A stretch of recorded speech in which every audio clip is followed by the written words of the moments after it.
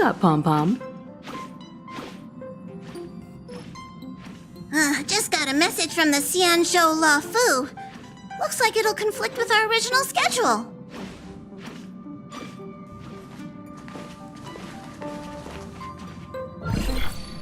It's been a while, my friends on the Astral Express. How's your trailblazing expedition going? Soon, the Xianzhou Luofu will be holding the Luminary War Dance. Those who have aided the Luofu in overcoming the crisis are cherished allies of the Xianzhou.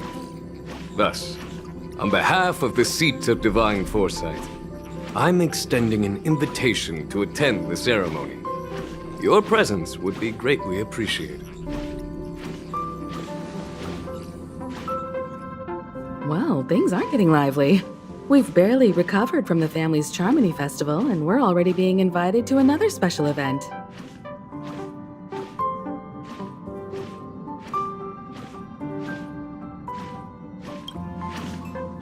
Yeah, me too. But wait, won't it look unprofessional if we attend 2 ceremonies in a row? Aren't we supposed to be focused on restoring astral charts and doing some serious scientific exploration? So we should leave March behind to take care of the Express? Hey! That's not what I meant! I'm all for some fun. I just hope there won't be any surprise party crashers, like Friday or Saturday. The Xianzhou Luofu has recently overcome a crisis. By holding the war dance, they're demonstrating to everyone that they've returned to a state of peace and safety. But that's what everyone said before we went to Penacony. You'll be totally safe under the family's protection. No need to worry. The war dance is not like the Charmony Festival with all its hidden secrets. It's just a festival to honor the Rainbow Arbiter and the Cloud Knights, who fought against the abominations of abundance and protected the Xianzhou ships.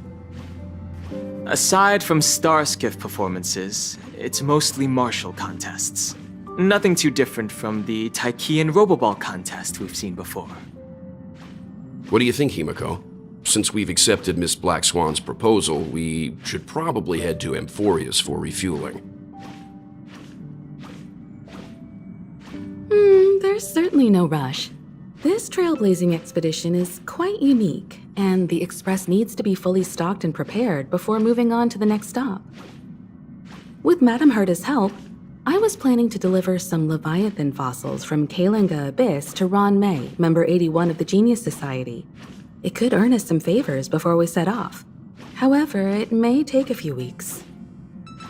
So that means we're not going to the Luofu.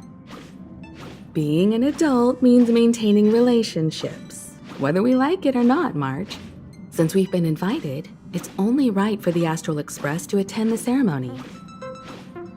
So here's the plan. Pom-Pom will take everyone to the Xianzhou Luofu. Mr. Yang and I will meet up with Ron May and fulfill our promise. Meanwhile, you, March, and Don Hung will represent the Express and attend the war dance. What do you two think?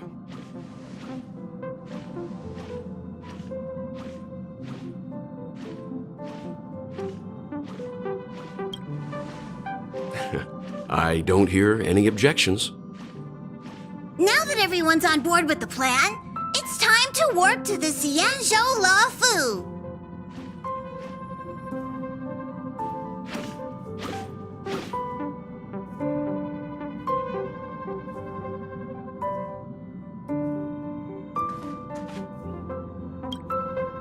Kalinga Abyss.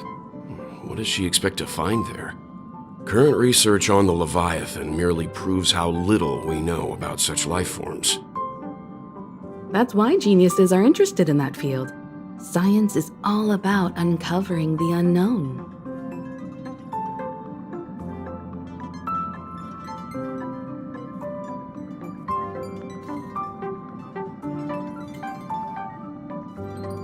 Don't miss us too much. If I stumble upon some cool Leviathan fossils, I'll bring a few back as souvenirs for you.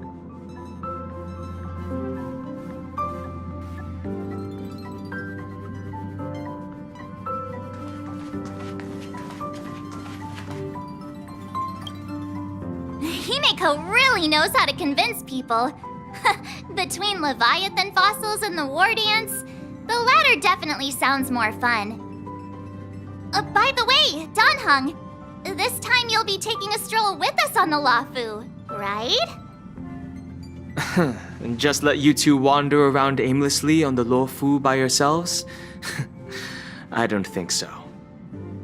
Plus, Mr. Yang is right. The Ambrosial Arbor crisis just ended, and both the long life and short life species are still feeling uneasy. And that's why Jing Yuan wants to organize the war dance, to show that the Xianzhou Luofu is stable and safe. And since he has extended an invitation, it's only right that I visit my old friend.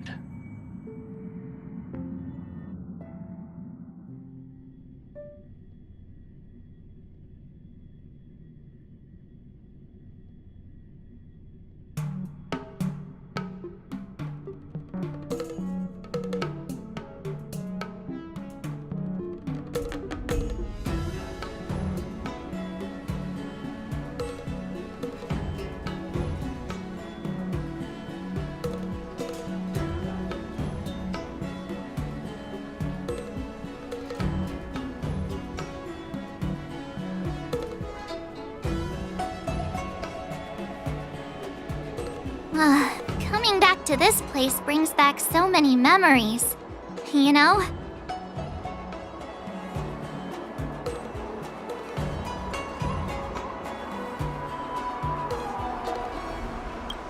Hey, I'm not actually gonna recite a poem. I was just thinking about all the twists and turns we went through when we first arrived on the Xianzhou.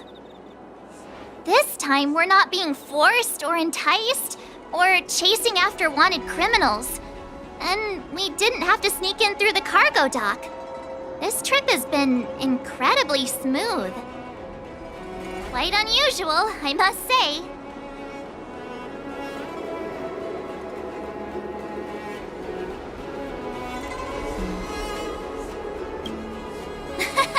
I'm just hoping for the best.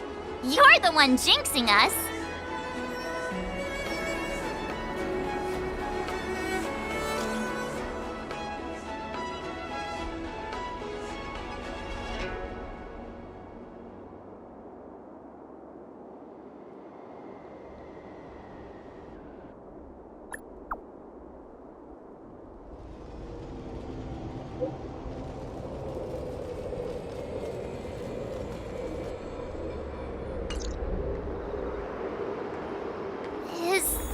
Starskiff Haven always this crowded? Oh, there's so many people here. I can barely hear anything. Yanqing said General Jingyuan sent him to welcome us, but where is he? Let's wait for him in front of the loom. It's the most prominent landmark on the dock.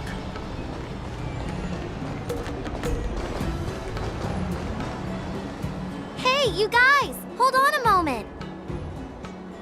Did they just call us? Look at their outfits. They're from Penacony, right? Are you familiar with the Xianzhou Luofu? We know a little bit about it. What do you need? We're from Penacony. Maybe you've heard of it. We came to this ship to gather interesting materials for making dream bubbles. Oh, we just left there. Oh, talk about coincidence. That's great. Do you know any must-see attractions on the Luofu?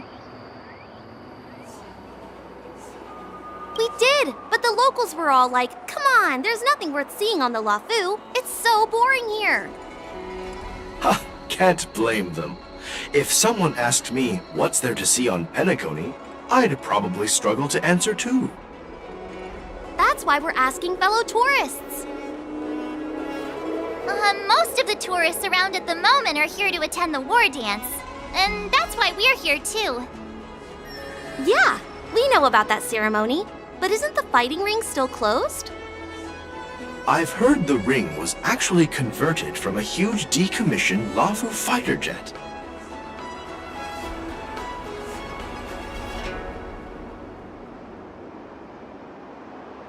The radiant feldspar is bigger, I guess. But for now, all we can do is wait until the war dance starts in a few weeks before we can board it. We've still got work to do, so we can't just sit around waiting for it to start. That's why we're asking you about some must-see attractions. We're looking for unique experiences that you won't find on Penacony. Our clients love these kinds of dream bubbles the most. You're the expert here. Give them some suggestions.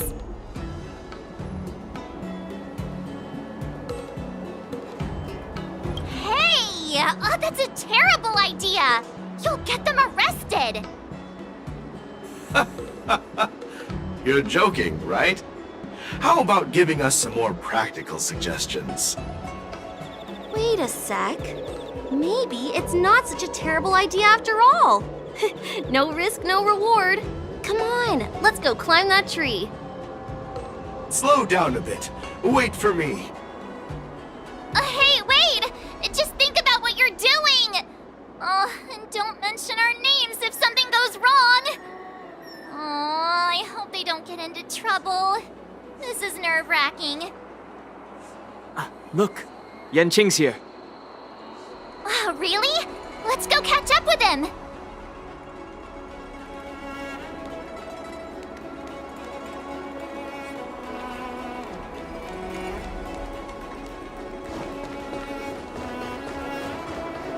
There you are! Everyone, this way!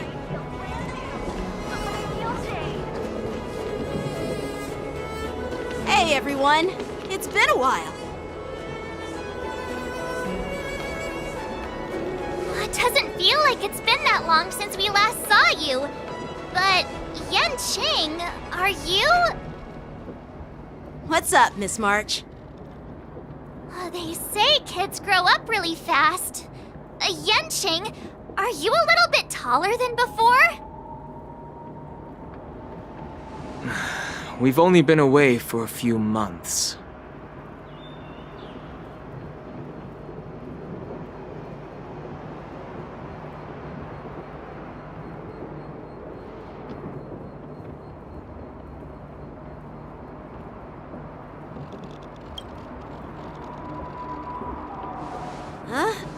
What are you doing?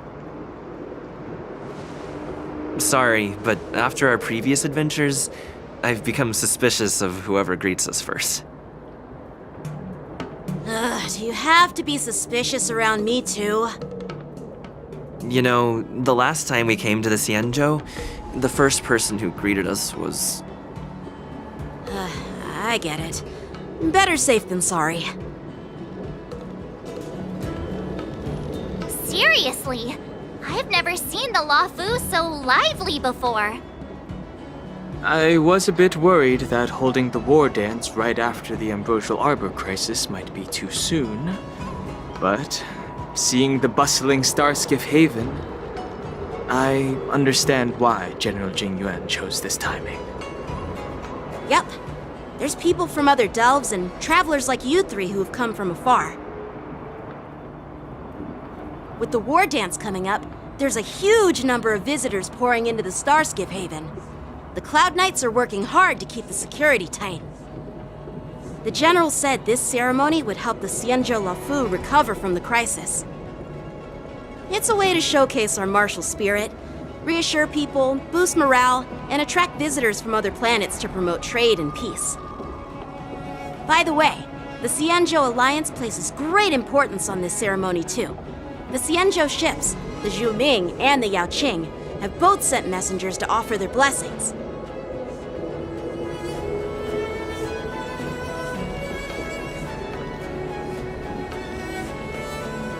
Yeah, the Xianzhou Yaoqing is a major force in hunting down abominations, and is always engaged in conflicts across the cosmos. Although it's a member of the Xianzhou Alliance, I don't know much about it.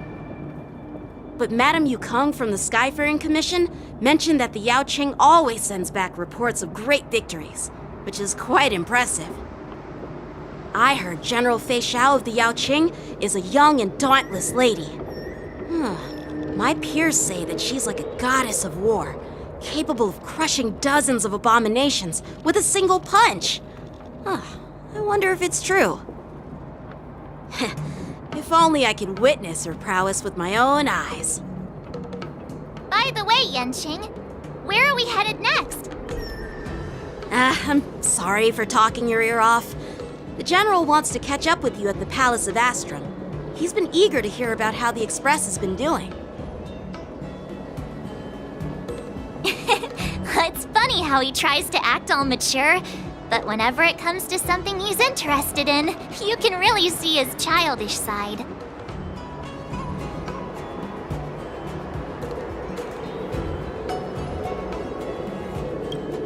I agree.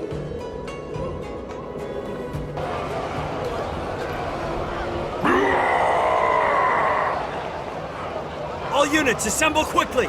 Get ready to protect the crowd! I just mentioned security, and now all of a sudden something's gone wrong. Excuse me, I need to go check out the situation.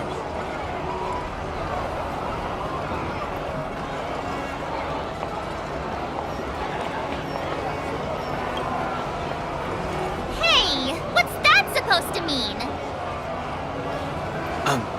We'll go with you.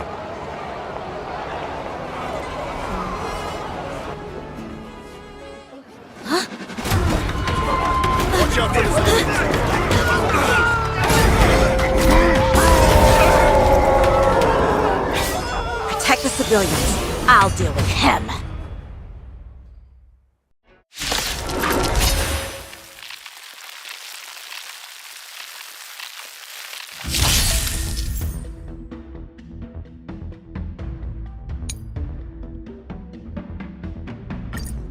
Borison? Why are there Borison here? This ends now. Let the show begin! My friends, indulge yourselves!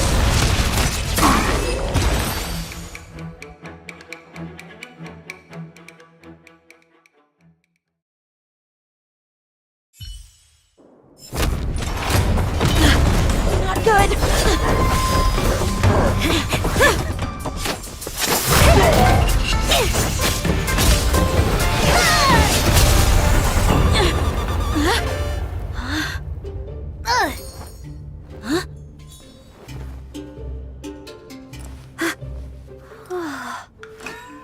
Thanks for the help.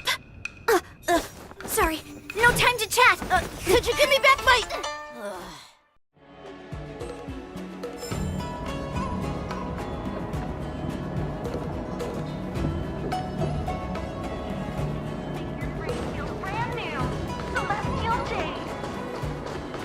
Wait, my sword! I'm sorry, but I'm afraid we'll have to put our plans on hold for now. I need to find out what's going on.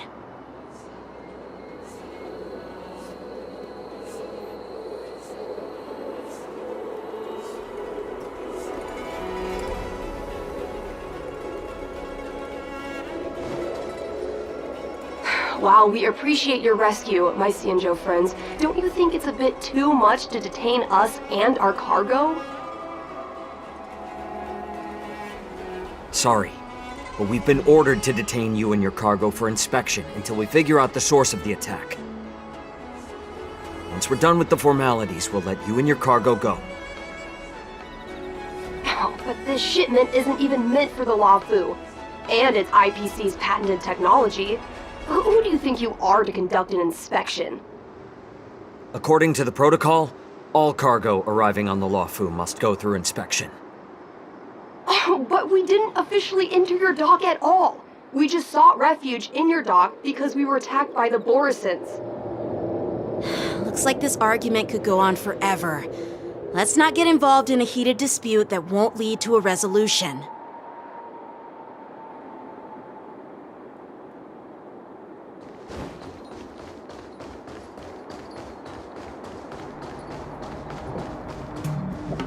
Who's in charge here? I need some answers. It's my fault. We let our guard down for a moment. I take full responsibility. With the war dance approaching, Safety should be a top priority. Now, tell me, how did Borisin prisoners end up in Starskiff Haven? According to the protocol, Borisin prisoners should be held on a starskiff and taken directly to the shackling prison under strict supervision without ever touching the ground. Who allowed a prisoner transport ship to dock at the passenger terminal? Please don't blame this, Captain. This incident involves the Zhu Ming's diplomatic vessel. Who are you? I'm Liu Jun, an officer of the Patrol Defense Squad. Thank you for your help, Lieutenant Yanqing. The situation unfolded rapidly, and it shouldn't be held against the captain. Here's what happened. An IPC transport ship was attacked by the Borisin just before arriving, and the Zhu Ming's diplomatic vessel came to the rescue. They fought off the Borisin pirates and imprisoned them on their ship. So, an IPC ship was attacked by the Borisin near the Luofu, and the Zhu Ming envoys saved them?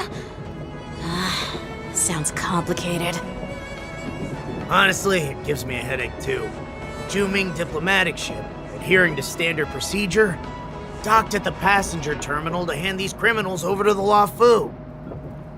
You know, with all the outsiders flooding onto the Luofu, the starskiff lanes are under immense pressure. The Borisin desperados decided to put up a fight before the prisoner transport starskiff could get there. And that's what you just witnessed. We'll make sure these prisoners are sent to the shackling prison as soon as possible. I see. It's an unusual situation indeed. I'll report it to the security department of the Realm Keeping Commission and ask for their cooperation in handling the aftermath. Maybe I should gather more details from others so that the Seat of Divine Foresight can have a better understanding of the situation.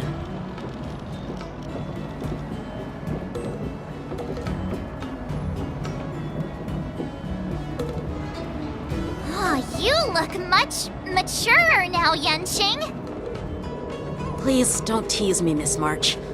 The situation on the Xianzhou before the war dance is like a calm lake that can be disturbed by even the smallest pebble, capable of generating far-reaching ripples with even the slightest disturbance. What are those people? I mean, those monsters we just dealt with?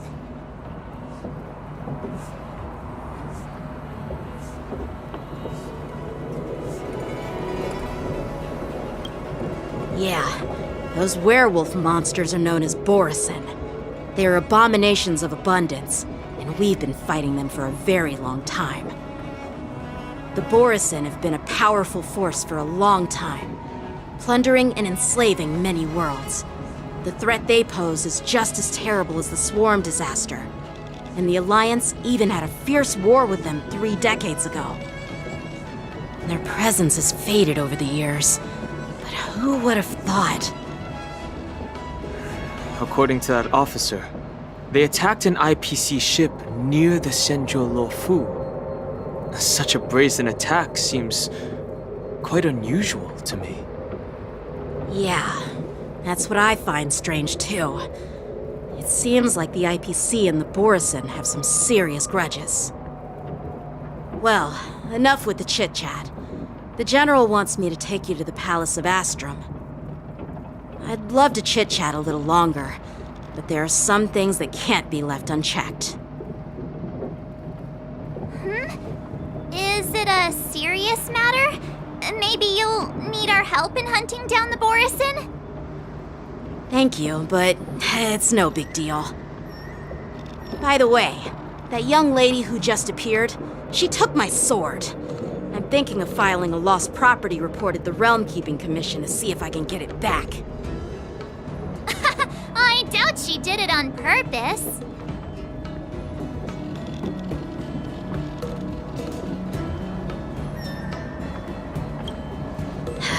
Don't remind me. I just zoned out for a moment, that's all. All right, let's not keep the General waiting. Don't worry. There aren't many people out there with that kind of talent. It shouldn't be too hard to find her.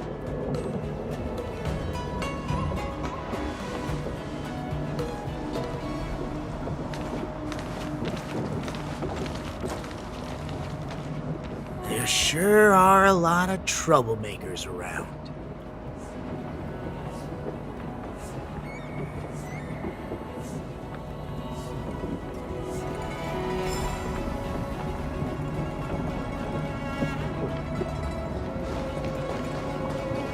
Success.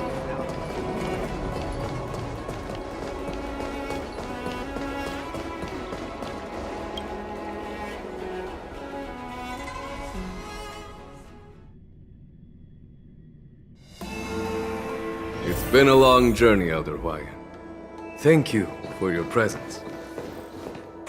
Don't mention it. Thank you for taking the time to welcome me.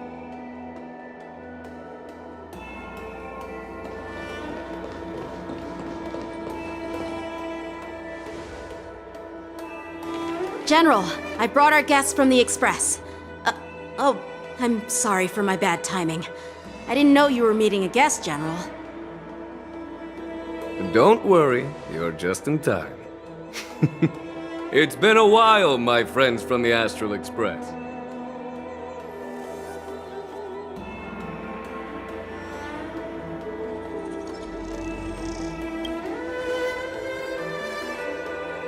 Sure, how couldn't I have? It's not often we find such moments to reunite and enjoy one another's presence. Since when did he and General Jing Yuan become such good buddies, Dan Heng? They seem to be having a great time. A lot must have happened without our knowledge. At least, I hope that's the case. Allow me to introduce you to General Hawaiian. He's the Arbiter General of the Xianzhou Zhuming, known as the Flaming Heart. No need to be so formal. I'm just a tourist here, no different from other tourists who've come to attend the ceremony. Elder Hawaiian is not only one of the Arbiter Generals, but also the Furnace Master of the Artisanship Commission. Besides his martial skills, he excels in forging various weapons.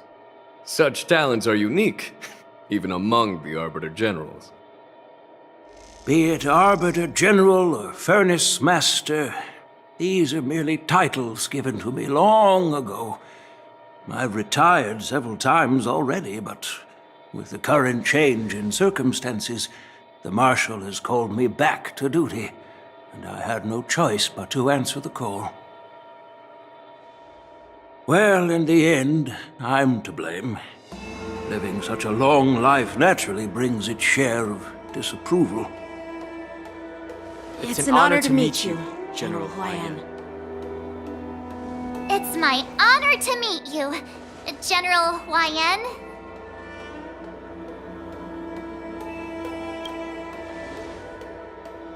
No need to be all formal. Today I'm just a guest on the Lawfu, the same as all of you. So, these three are the ones you mentioned, Jing Yuan? The heroes who helped you with the Ambrosial Arbor crisis? Indeed. There's Dan Heng, March 7th, and him. Without their help, I'm afraid the Lawfu might not have easily overcome this crisis. So, the Imbibitor Lune's reincarnation has returned to the Lawfu and will attend the war dance. I'd love to have a drink with you should the chance present itself. You're more than welcome, General Hawaiian. And this young friend is? Yanqing, my apprentice. He remains by my side as my retainer due to his youth, which I hope will season him with experience. He will stand for the Lawfu's Cloud Knights in the upcoming war dance, ready to take on all kinds of challenges. Great, great! It's a real treat to see so many talented young people around here today. Oh, I almost forgot. This is my apprentice, Yoon Lee. It's you! Oh, it's you. Hello. Oh, you two already know each other? Guess we don't need any introductions then. What a coincidence! I was afraid I'd have trouble finding this girl. Oh? Now you've piqued my curiosity. Tell me, how did you two become acquainted? She helped me capture the escaped Borison prisoners at the Starskiff Haven. Allow me to express my gratitude for you. But when you left, you took my flying sword with you. Your flying sword?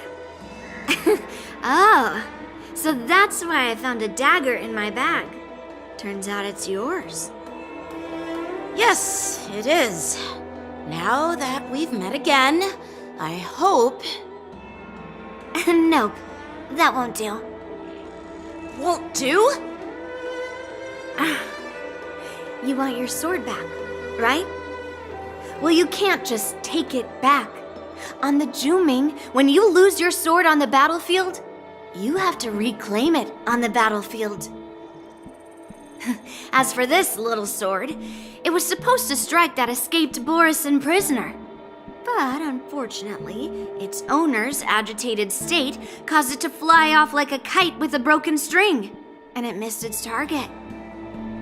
By the way, if I hadn't caught it and helped it hit its mark, that Borison prisoner would have gotten away. Hold on a sec, Yunli.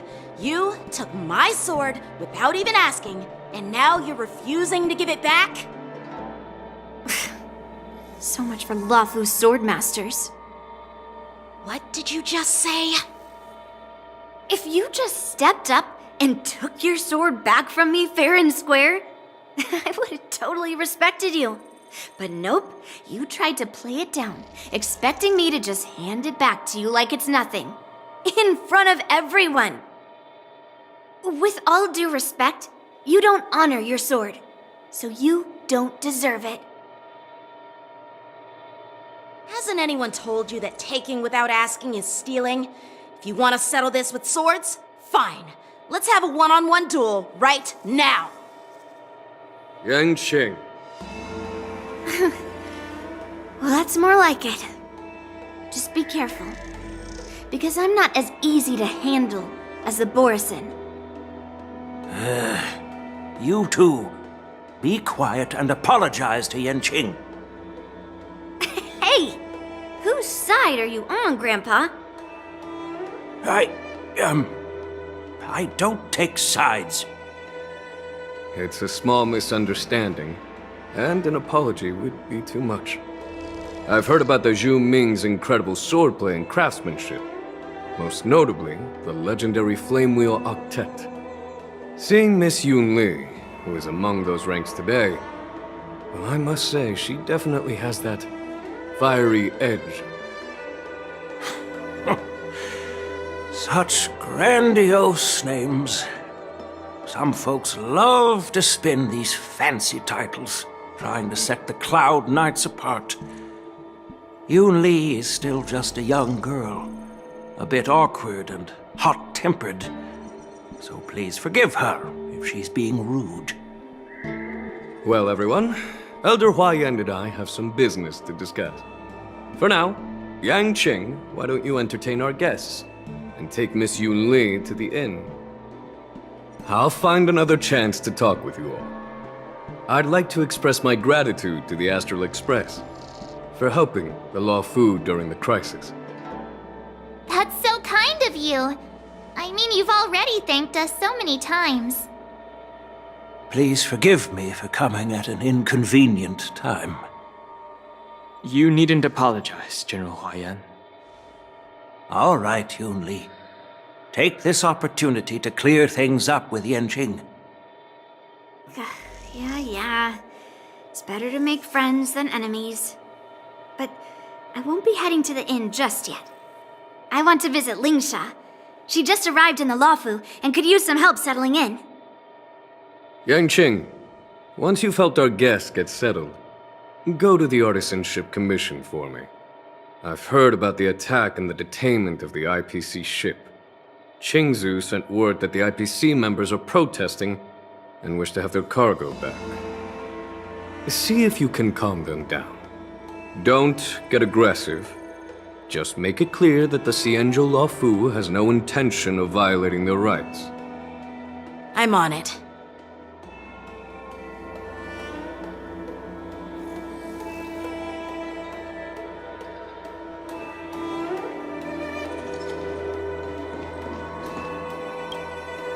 Hey, Don Hung. I thought all the Xianzhou generals were like Jing Yuan. But that General Huaiyan, he looks so thin and scraggy, as if even a light breeze would knock him over. Is that old man really an Arbiter General? Well, each Xianzhou ship has its own division and specialty within the Alliance.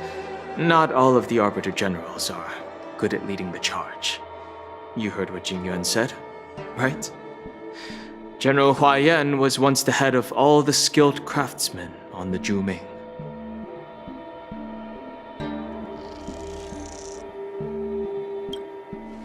Like Madame Herta. That would make sense. Anyway, it's really weird for a Xianzhou native to look so old. Good question. He's right there. So why don't you ask him yourself? Nah, I'd like to live a little longer. We should leave.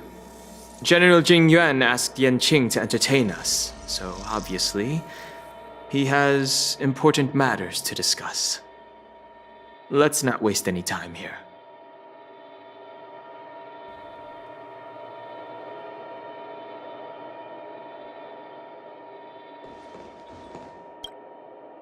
This is the report Qingzu just sent me. Let me take a look.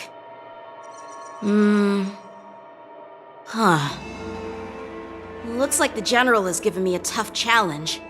He wants me to try and help put the IPC's mind at ease. Well, it's not exactly a test. As Cloud Knight officers, we not only learn the art of war and martial arts, but also occasionally have to handle diplomatic disputes. It's just, talking things out isn't as straightforward as duking it out with weapons on the battlefield. This is especially true when you're up against the IPC, with their non-stop corporate babble. Well, let's not worry about that for now. Shall I take you to the inn?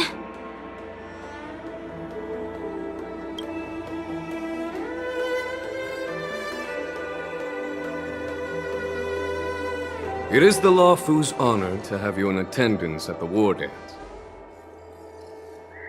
Yet, the fact that a simple martial arts ceremony has attracted esteemed generals from the Zhu Ming and the Yao Qing implies intentions beyond mere spectating. Might there be any specific instructions from the Marshal? You're overthinking it, Jing Yuan. As I said, I'm here to broaden my granddaughter's horizons. I have no ulterior motives. However, I have no clue what the Yao Qing Arbiter General has in mind. Do you remember when you accepted this position? I told you that an Arbiter General's battlefield goes beyond the physical one. You'll need to lead and manage everything on the Xianzhou. The title of Arbiter General holds a weight far greater than its literal meaning. So many years have passed, and you've done well. However, longevity for the Xianzhou people can be a curse. Living too long means that every mistake you made will lurk in the shadows. And one day, they'll eventually catch up to you. The Marshal knows everything that has happened on the Luofu. As for the Merlin's Claw of the Yao Qing, she has come specifically for you.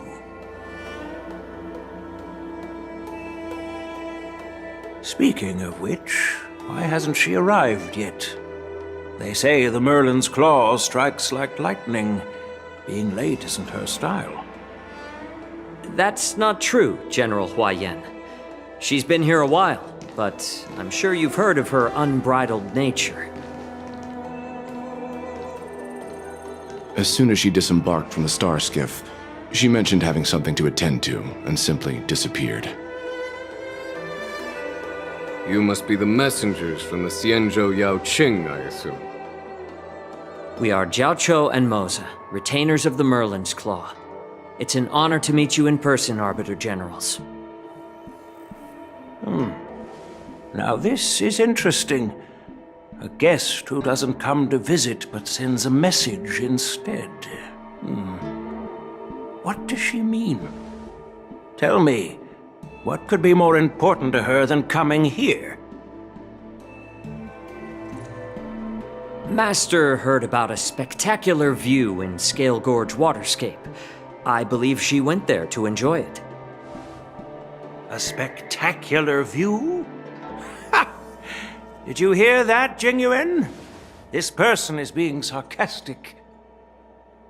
Please do not misunderstand me, General Huayan. I was simply stating the truth. Master thought it would be inappropriate to keep you waiting, so she sent us here. Once she's finished with admiring the scenery, she'll personally come and apologize to the both of you.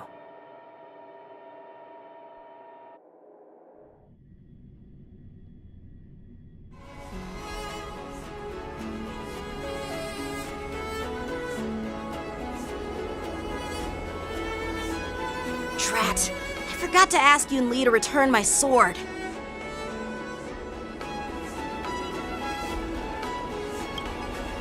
Unacceptable. Every sword is precious to me. If it weren't for the General's interference, I would have taught that shameless girl a lesson in swordplay. By the way, I don't know if it's just me, but the General seemed a little reserved. Could it be because of Elder Huayan's visit? Reserved? Really? Maybe I'm just overthinking things. No, you're not. When I entered the Palace of Astrum, I realized that the messenger from the Xianzhou Zhuming was actually the Arbiter General himself. So, the messenger from the Xianzhou Yaoqing must be the Merlin's Claw herself, I presume. That's right. Well, that's what makes this entire thing so unusual. What's so unusual about it? They simply received an invitation from Jingyuan, just like the crew, right? The war dance is just a small festival. And now we have 2 Arbiter Generals from other Xianzhou ships here. I'm afraid they're here for something more. Maybe they've come to hold Jingyuan accountable for the Ambrosial Arbor crisis? Hold him accountable? Come on, didn't the Law Fu fall victim to the disciples of Sanctus Medicus and the Antimatter Legion? Why would they blame the victim? Donshu's rebellion and Ventilia's scheming are merely one side of the story to the other Arbiter Generals of the Alliance. Only a single piece of incontrovertible evidence remains, creating an endless source of potential complications. The Ambrosial Arbor. Yes. It's undeniable that the plague mark, which was subdued by the Xianzhou Lo Fu, has resurfaced. But was it really a conspiracy instigated by the Antimatter Legion? Or does it indicate a traitorous intent from within the Lo Fu, implicating Jingyuan himself? Once the spark of suspicion is kindled, it proves hard to extinguish.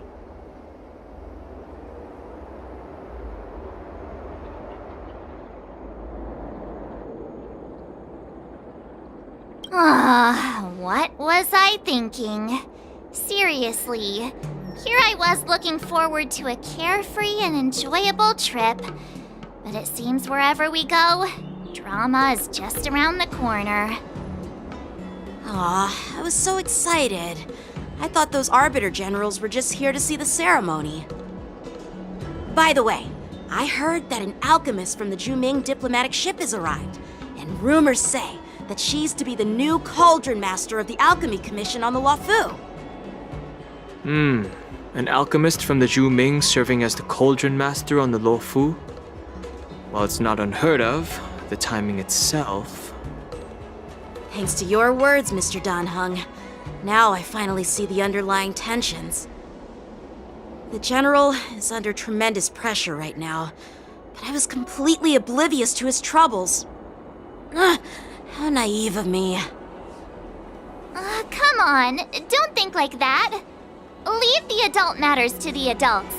Even if you wanted to do something for the General, it's not like you can do anything. Did I say something wrong? Again?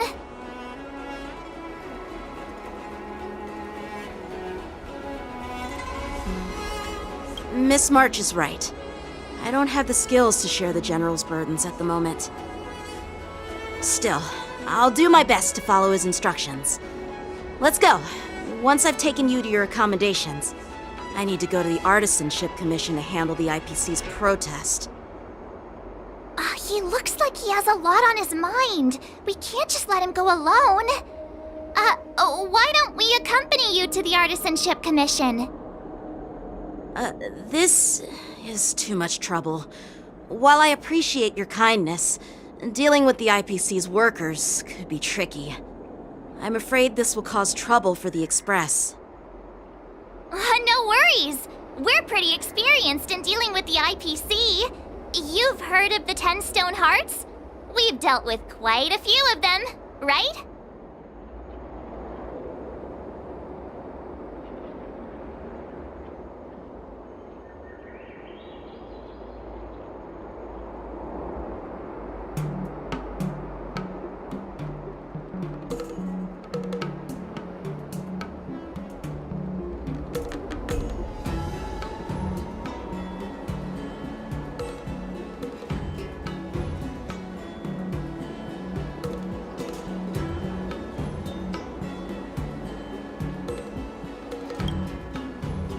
With you turning into a scaredy cat. I didn't see you worrying about lawsuits when you wrecked that giant mech. Well, since you're willing to help, I won't decline your kindness. Let's head to the Artisanship Commission and meet them.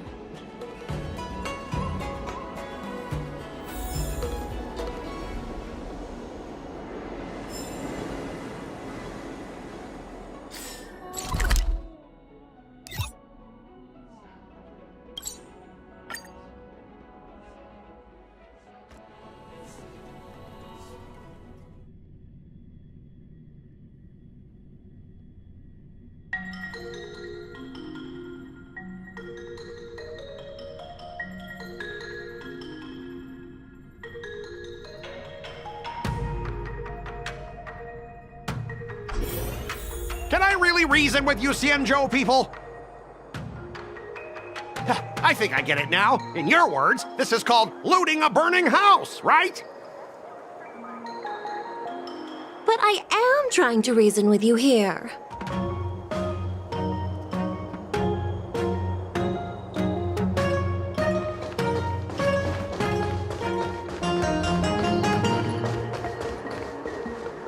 Ugh, that toxic voice sounds familiar. Haven't I heard it before in Arum Alley? You know what? This isn't my first time dealing with the Skyfaring Commission. I can handle your unreasonable ways. But straight up snatching IPC cargo, isn't that going a bit too far? Just as I've said it many times already. Once we've inspected the cargo and completed the security check, you can be on your way. Is there something wrong with your ears, or is it just your brain? I'm hearing you loud and clear. I'm thinking clear. And my answer is crystal clear. Not a chance. Keep detaining my cargo and I'll file a complaint directly with your general.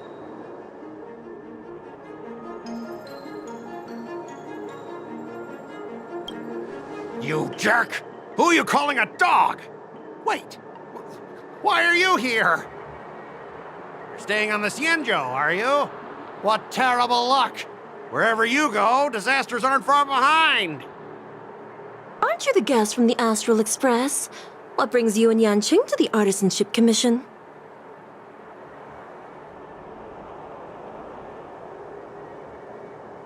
Trouble caused by the IPC?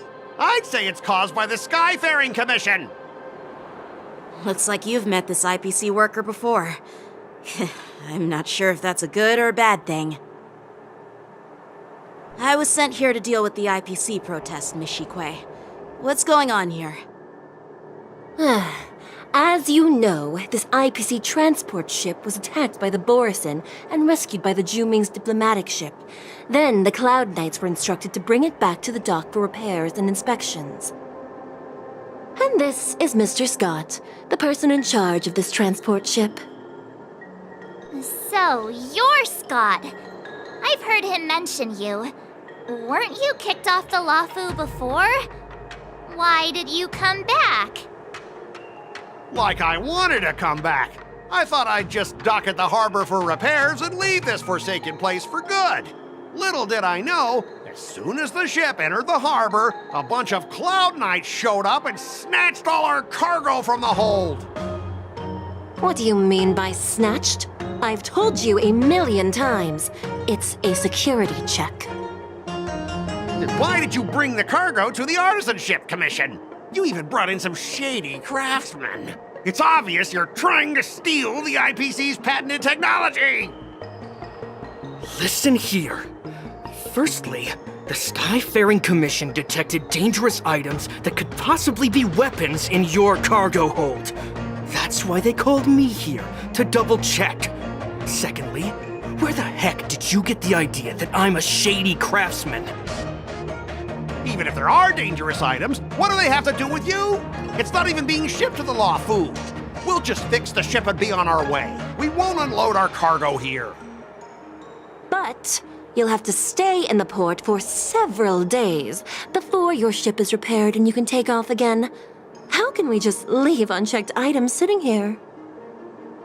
I understand, but we don't need to disassemble the cargo if it's just a security check, right?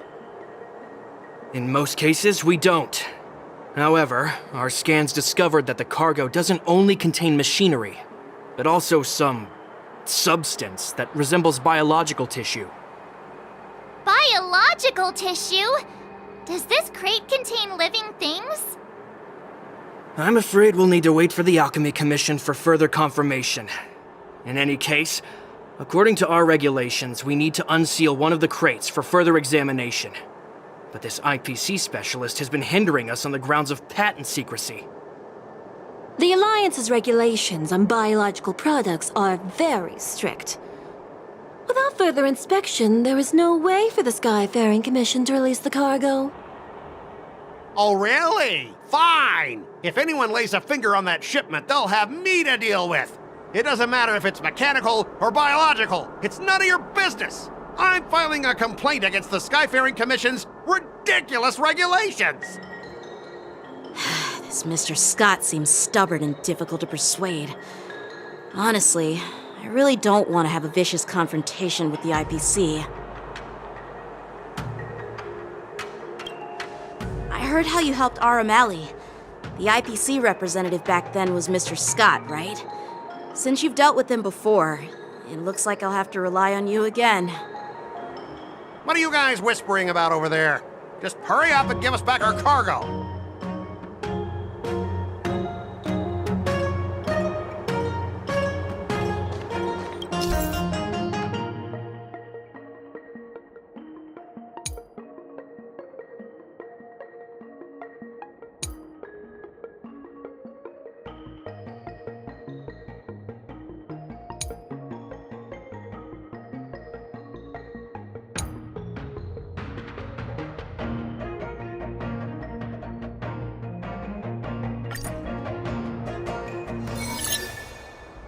As I recall, this guy won't listen to reason and can only be persuaded with intimidation. But he does seem to follow rules to some extent. Let's use that against him. Speaking of regulations, we have our own laws and regulations too. According to Article 4 of the Xianzhou Alliance IPC Trade Consensus, The Alliance and IPC shall never infringe on each other's intellectual property rights.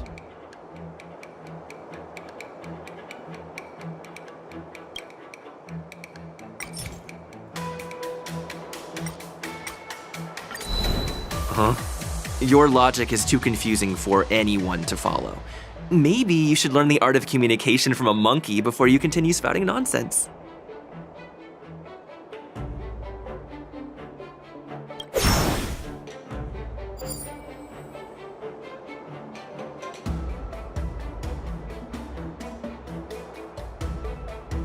The Alliance can sign a non-disclosure agreement with you. That way, you won't have to worry about any infringements, right?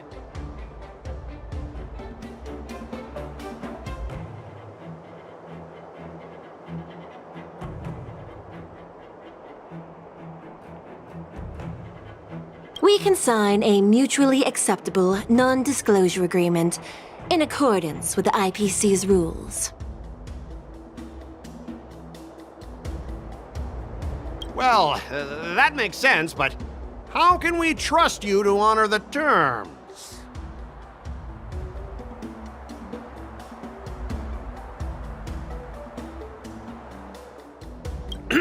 Even if we set aside the secrecy of intellectual property, these prototypes built by the Intelligentsia Guild are incredibly valuable, beyond your wildest imagination. If anything goes wrong, you won't be able to pay for it even with your lives.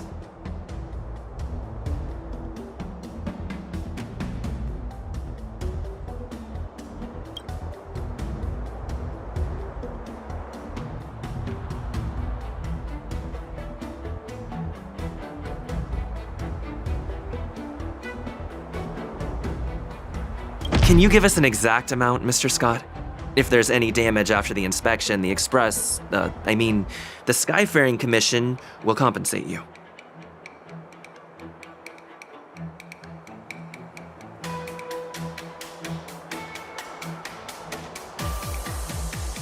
The Skyfaring Commission. Yeah, they will compensate you, provided a detailed report of the damage is submitted.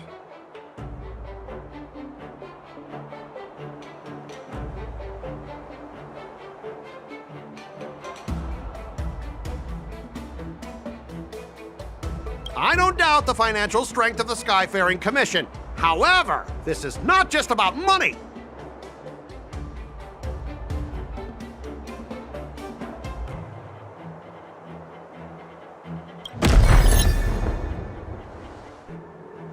Well, you guys sure know how to argue your case. Fine, I'll allow you to do the security inspection. It's just that, I need some time to sort things out. This is a big deal. Let me talk to headquarters first. So, Mr. Scott, are you just stalling for time and planning to leave the Cienjo as soon as your ship is repaired to avoid the Skyfaring Commission's inspection? Well, IPC staff are free to come and go, as long as they don't break any laws. Yeah, you've got some insight there. Who are you again?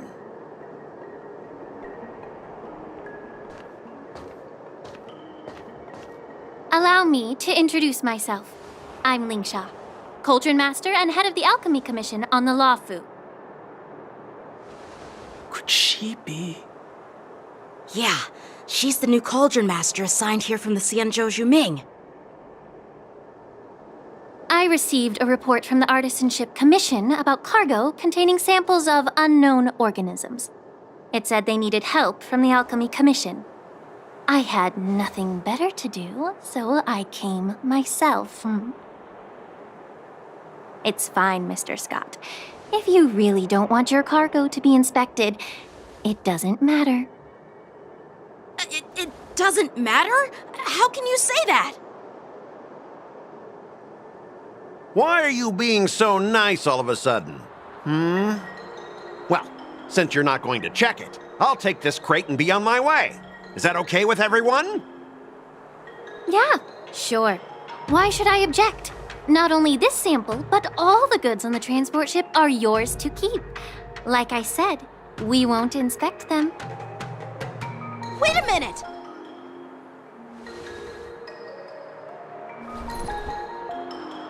Well, that's more like it.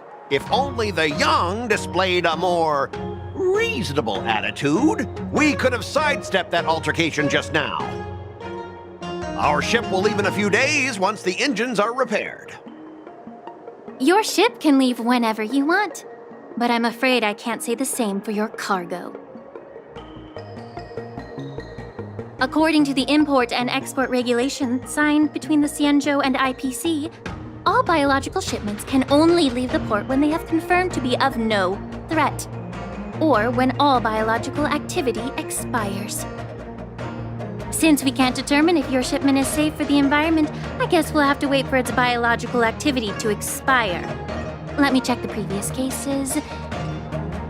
Normally, it'll only take around 47 star calendar years. Only 47 years? Why so surprised? You're still young and full of energy.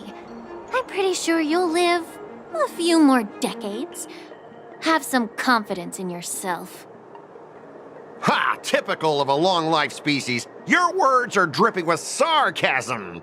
While you may not care about time, I do. I'll be demanding double compensation from the Skyfaring Commission for every minute wasted. Sure thing, Mr. Scott.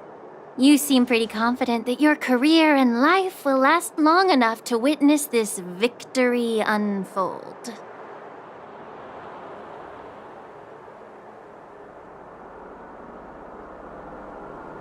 Step aside, guys. Let them do the inspection. But, Mr. Scott...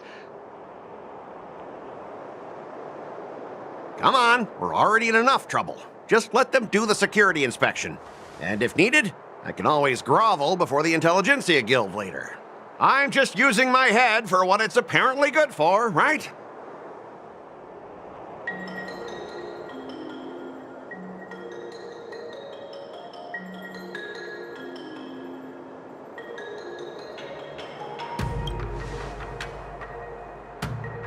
Well, honestly, at least you're not as annoying as that woman. Just get on with the inspection. Don't act all chummy with me now that you've got your way. This lady is really something else.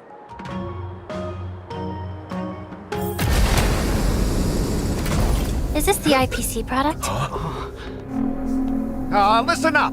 Any damages caused by inspections will be filed with the IPC.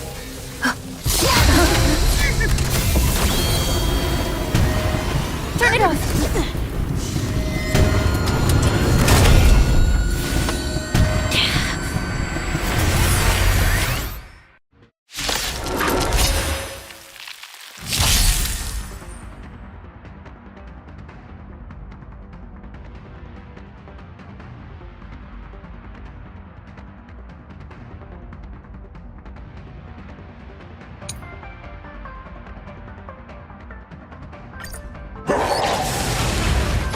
How unexpected. That was a surprise. Like fun till everything burns to ashes! Taking damage. Set the seas ablaze! Still the same one. Nice, like my friends. Indulge yourselves!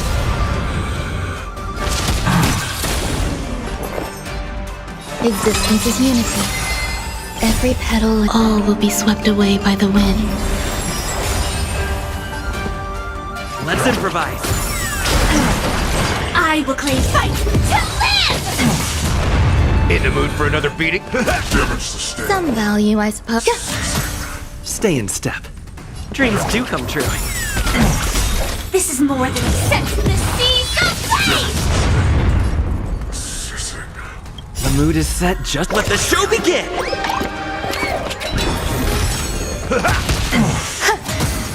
Let's improvise.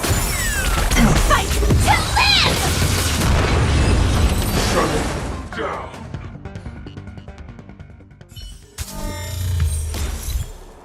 Were you seriously planning to leave this stuff unchecked at the dock for days? That's way too dangerous. I had no idea about it! You must have accidentally triggered the cargo's defense program! I don't think trying to shift the blame is a wise choice. But seriously, I don't know why that thing suddenly started moving! I swear on the Amber Lord! Enough. Miss Shikwe, please escort our IPC guests to the Skyfaring Commission. I'm on it. Please follow me, Mr. Scott.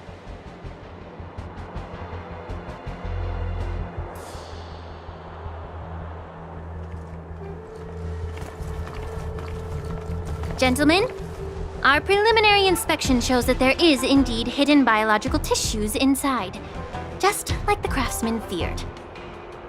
I can't even tell if it's ingenium or biological in nature.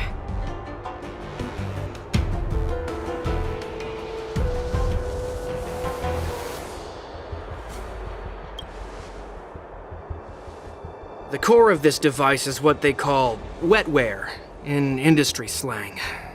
To put it simply, this machine operates with a kind of biological nerve as its control center. I'll take some samples for the alchemist to analyze and figure out where the biological tissue comes from. Why would the Intelligentsia Guild use such unethical technology? Perhaps they're trying to create a new weapon? Whatever the reason is, it's probably why the Borison attacked the ship. No wonder the IPC were trying to obstruct our inspection. I'll contact the Ten Lords Commission and ask the judges to come and give their final verdict on this. According to our rules, all prisoners and weapons involving dangerous creatures must be taken to the shackling prison for further sentencing. After all, it's the safest place on the Luofu. As for you, Mr. Craftsman, please go with the Cloud Knights and explain the situation to the judge.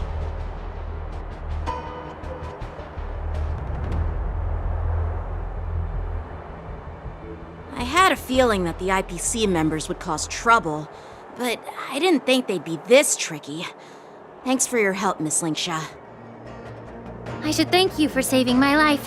Your sword skills were impressive, taking down that big guy. I thought the General's retainers were all burly martial masters. I didn't expect Yenqing to be so...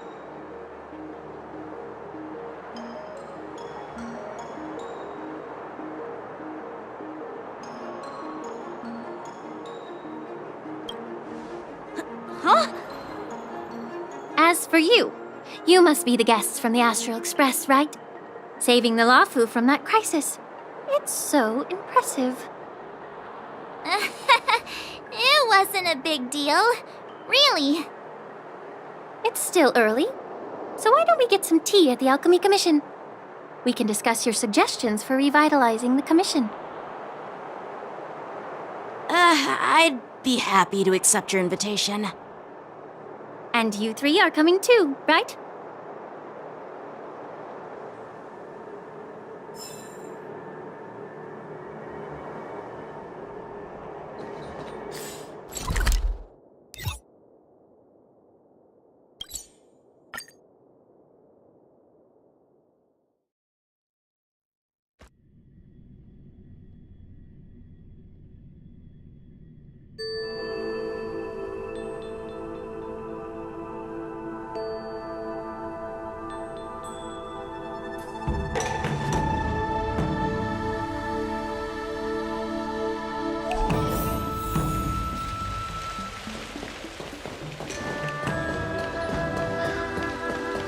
I'm here to pay my... News is spreading pretty fast. All these years, and the view of the Alchemy Commission hasn't changed a bit.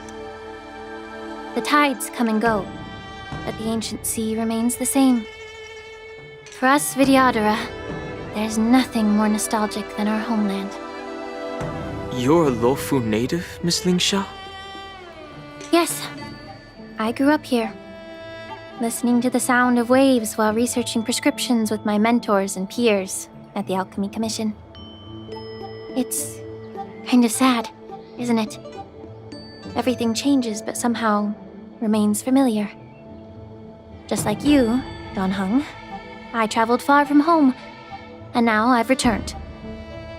Seeing the familiar scenery brings back a hint of nostalgia. The view here would be even better without the ambrosial arbor. Oh, really? I think that towering tree looks pretty impressive. Even if it's impressive, it's a plague mark. The Xianzhou have been fighting abominations for thousands of years. And now that the ambrosial arbor has been reborn, it's only natural for everyone to feel uneasy. Well, once a seed is planted, no matter how long it takes, it'll eventually sprout and bear fruit. In my humble opinion, the rebirth of the ambrosial arbor and the resurgence of the disciples of Sanctus Medicus were inevitable. The seed was already planted when the ancestors of the Xianzhou sought immortality.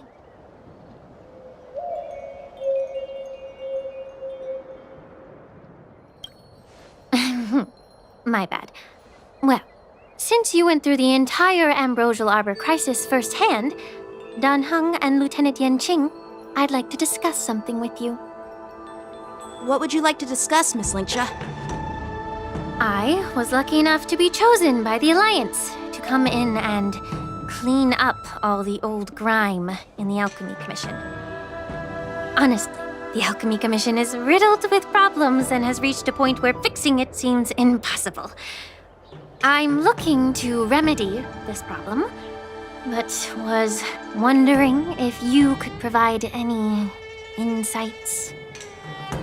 Well, even though I'm a Vidyadharan like you, I'm an outsider, just like my companions here. I can't really say much about a remedy, but I do have a piece of advice, Miss Lingsha. The Vidyadhara and the Alchemy Commission on the Luofu have always been intricately connected. If you cannot distance yourself from these ties, Miss Lingsha, changing the situation within the Alchemy Commission may be quite challenging. I may not know about politics, but I do know that the disciples of Sanctus Medicus have been operating within the Alchemy Commission for years. If you're determined to root them out, maybe you should discuss it with the General. I see. Thank you for your valuable insights. While the Lux Arrow from the Rainbow possesses unparalleled power to sever the ambrosial arbor, it can't sever mortals' desire to prolong their existence.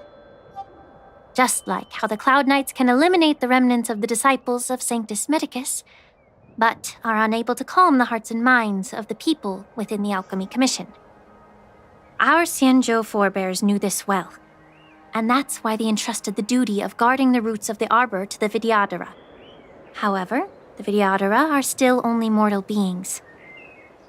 30 years ago, my mentor served as Alchemy Commission's Cauldron Master.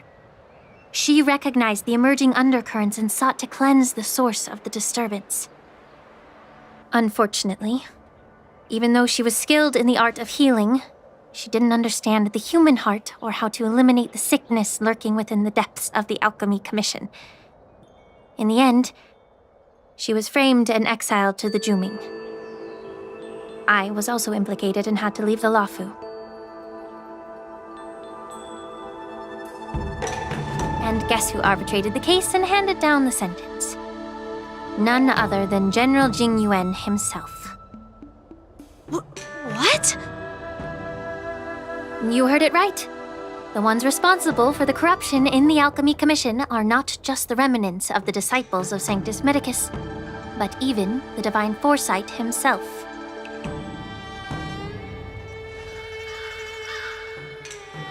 Alas, why is your face turning pale, Yanqing? Don't worry about it. I understand that when someone holds a position of power, they may sometimes have to make tough decisions. I won't hold any personal grudges against him. Besides, at our age, holding personal grudges is a luxury we can't afford. Lingsha, you're back! Ugh, I've been waiting ages for you.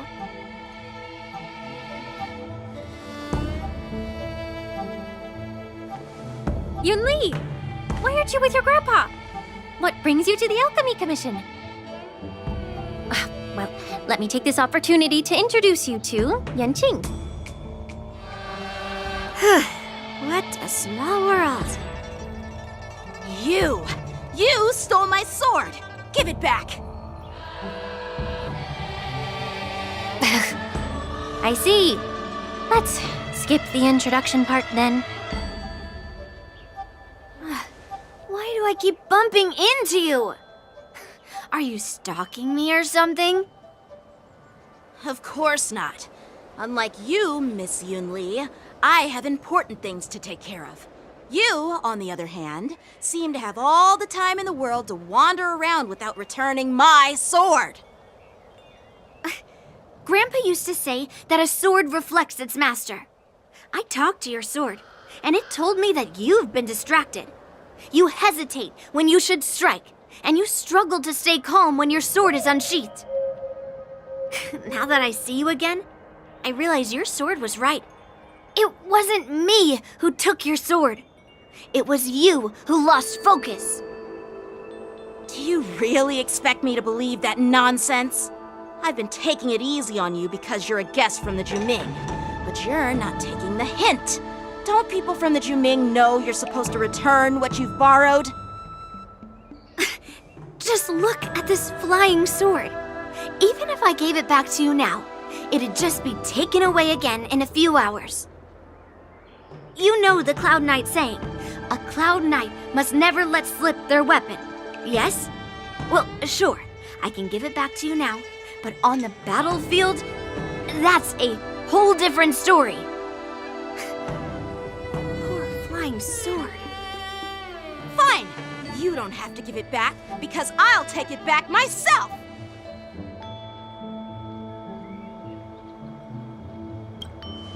Between these two, who do you think is tougher, Dan Heng? Don't get me wrong. I'm just curious. Get ready to separate them. It is my first day at the Alchemy Commission. A brawl is definitely not how I imagined celebrating it. Well, since you don't approve, I won't draw my sword here. I didn't mean it in that way. Since you've already drawn your swords, you'd be disappointed if you didn't get to test one another, right? I've received reports that the delves near the Alchemy Commission are still infested with abominations.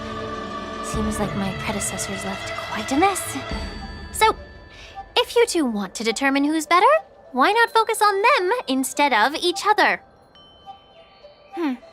Clearing out some abominations?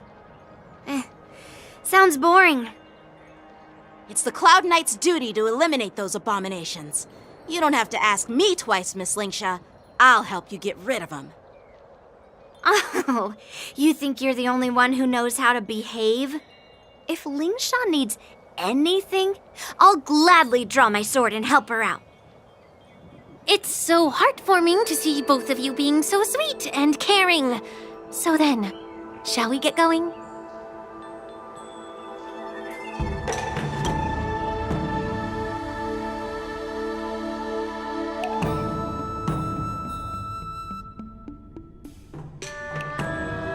Ever since the disciples of Sanctus Medicus were eradicated, their experimental abominations have been festering here.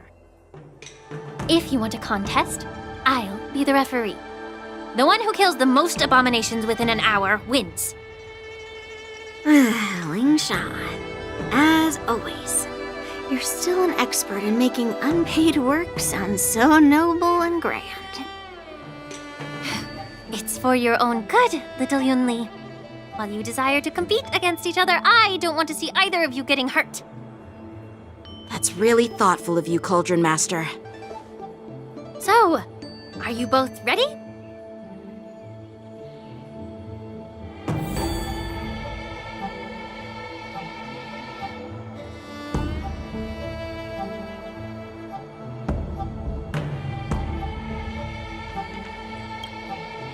Ugh. Looks like my predecessors left quite a mess. Let me say it again. The The one who kills the most abominations within an hour wins. Be careful when you draw your swords, and make sure you don't hurt each other. Can we start now, Lingsha?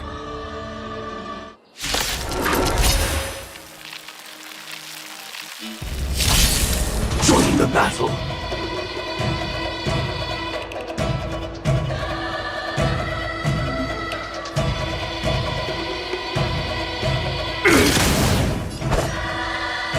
Blade and flight! Eternal. Let's improvise. Strike with heart! I didn't expect someone who can't even hold on to his sword to actually have some skill. Until everything burns to ashes! Let the show begin! All will be swept away by the wind. Dreams do come true. To earth! Set to the seas ablaze! Attack detected! Blade and flight!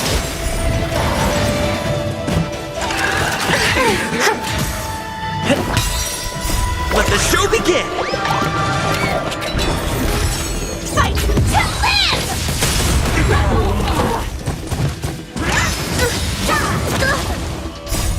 Swords descend!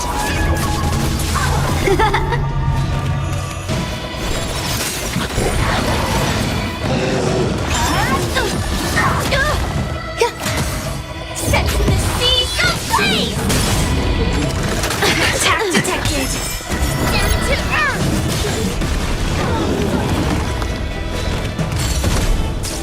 Blade and flight!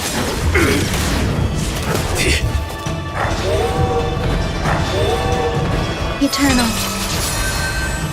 All will be swept away by the wind. Strike with heart! Swords descend! Attack detected. Detonate. Let the show begin! Blade and flight!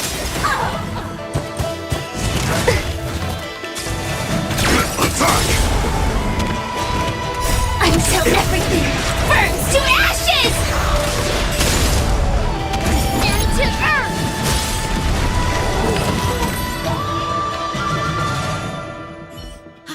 I win, Miss Yun Li!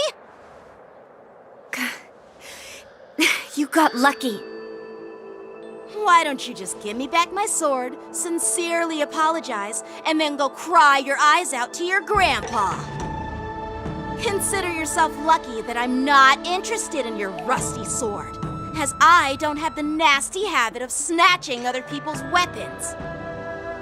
All you did was chop down a few monsters. Don't get carried away with yourself. If you think you can just take this sword from my hand, go ahead and try.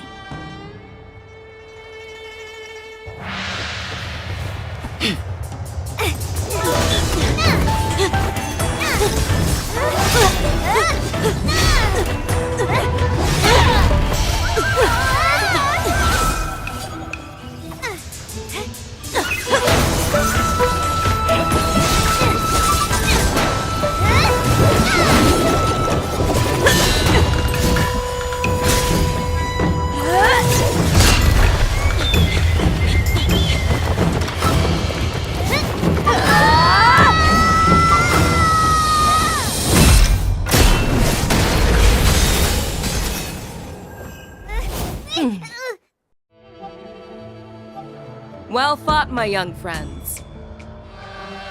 However, both of you have shortcomings.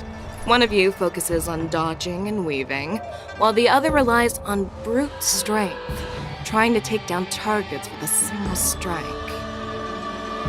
Who are you? Me?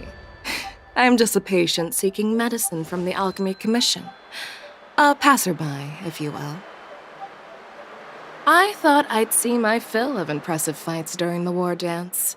Yet here I am, able to witness a remarkable fight at the Alchemy Commission, of all places. Well, the Lawfu is never short of surprises. However, I have a small suggestion for you. Why don't you settle this dispute fair and square in the War Dances ring? That way, you can resolve your differences with a proper duel and put your grudges behind you. Grudges? No, not at all. Yunli and I, we were just sparring.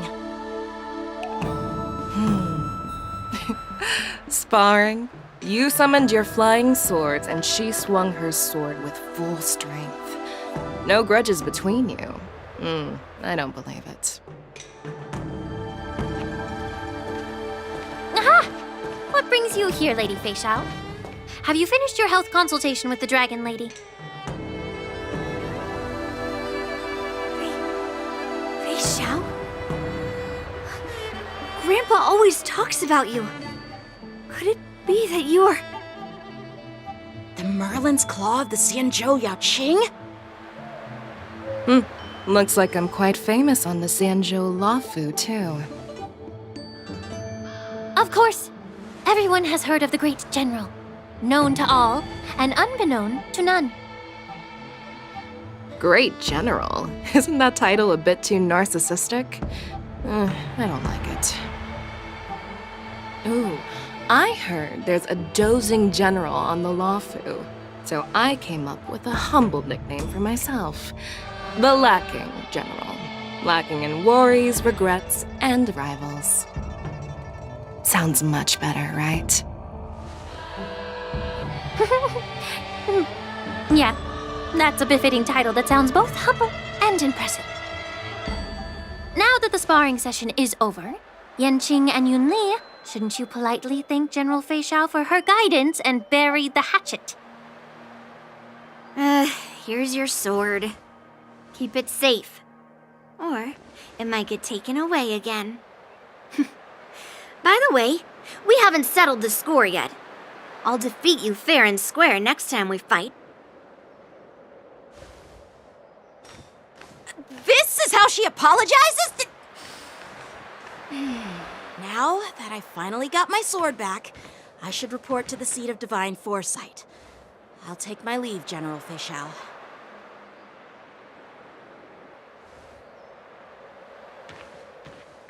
Oh, by the way, Miss Linksha, if you've got some free time, I'd like to invite you to the seat of divine foresight for a chat with General Jingyuan.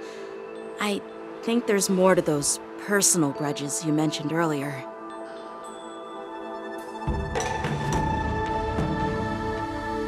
Thanks for stepping in, General Fei Xiao. Otherwise, I'd have had to knock them out with my incense. Not at all. Just doing what you asked. How about we call it even as payment for the healer lady's consultation? Sorry, but even a general needs to pay their bills. We don't do credit here. And let's not forget, you'd have been waiting decades for a chance to see the Dragon Lady if it weren't for me.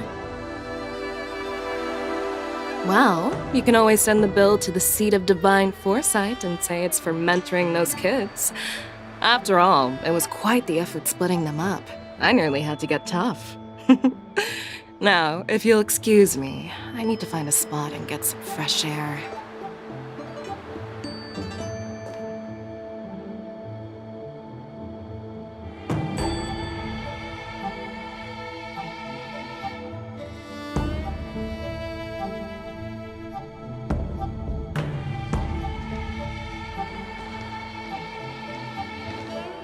Back already? You've met with Jing Yuan and wandered around for a few hours. So, what do you think? It appears that the Divine Foresight is using this war dance as a show of strength to convince everyone that the Lawfu is prospering after the Ambrosial Arbor crisis. But... I know you're going to say but, right? But... the influx of people attending the war dance is like a breeding ground for disorder and rumors. One wrong move, and the Lawfu could be in a world of chaos. The Cloud Knights on the streets remain vigilant, so at the very least, General Jing Yuan is aware of this. As for other matters, I'm unable to say. I'd prefer to be excused from future meetings with generals. I'm just a military healer. And now all of a sudden I'm thrust onto the center stage having cordial chats with two generals? My work doesn't lend itself to being in the limelight either. Just stop whining. At least you're in one piece, right? Before getting in touch with General Jing Yuan, I wanted to put aside my assumptions and see his momentum. That includes the overall bearing of the Cloud Knights on the street, what people are saying, and how those close to him behave. The might of an army dwells not within its pawns, but within the force of its collective momentum. Recognizing this fact reveals the true measure of power. Thanks for enlightening me, General. A perfectly clear statement turned confusing thanks to your translation. You've made me lose where I was now. Anyway, this is how I operate in battle, so you might as well get used to it. Are you treating General Jing Yuan as your enemy? The longest-serving general of the Xianzhou Law Fu. Do you think he'd have only a few enemies? By the way, General, you met the healer lady, yes? Could you show me the medicine she prescribed you? Well, the healer lady couldn't do anything about my condition. She just told me to enjoy some tasty food. So not even the famed healer lady could help? Don't worry. I'll fulfill my promise and find a way to cure you. Actually, I've found some leads. Well, life and death, Jiao Zhou. It's all predetermined. Upon starting my military career, I made a pledge that the rest of my life would be dedicated to being the Xianzhou's spearhead, hunting down the abominations of abundance till the end of my days. As long as I can fulfill that deep-seated desire, I don't care how long I live. You asked if I view General Jing Yuan as my enemy. No. My real enemy has always been myself.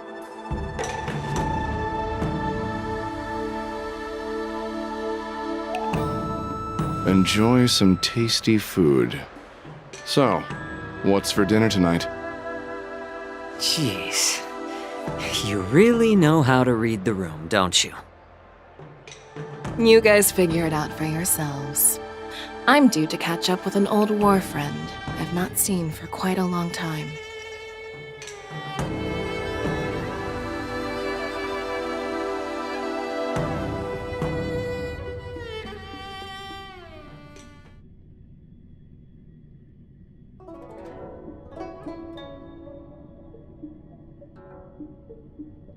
Hey! Was that the Yaoqing general who just dropped in out of nowhere? Oh, she's so awesome!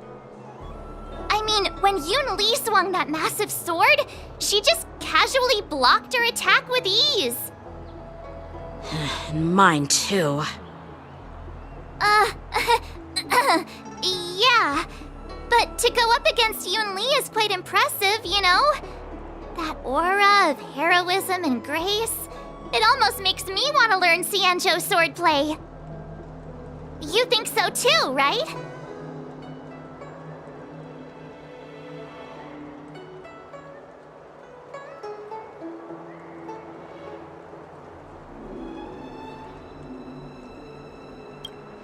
Can't you put a little more enthusiasm into it? Thanks for the kind words, Miss March. The war dance is coming up, and I've been chosen to represent the Cloud Knights in the ceremony. I've had my fair share of defeats lately, and even though I know there are always more skilled sword masters out there, seeing General Fei Xiao's skills today has made me feel a bit uneasy again. Don't underestimate yourself. After all, Generals won't fight in the ring during the war dance. Just remember the state of mind you had when you single-handedly took on me and Blade, putting life and death aside. With that mindset, you can prevail against most challengers. I see. Thanks for the advice, Master Dan Heng. By the way, now that today's events are over, General Jing Yuan wants to invite all of you to the Seat of Divine Foresight. He has something important to discuss.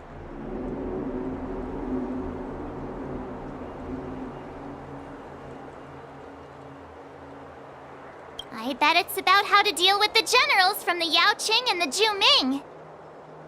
I really don't want to get caught up in grown-up games so soon. I just hope Generals Fei Xiao and Huaiyan can see the truth. We don't need any more chaos on the Luofu before the war dance.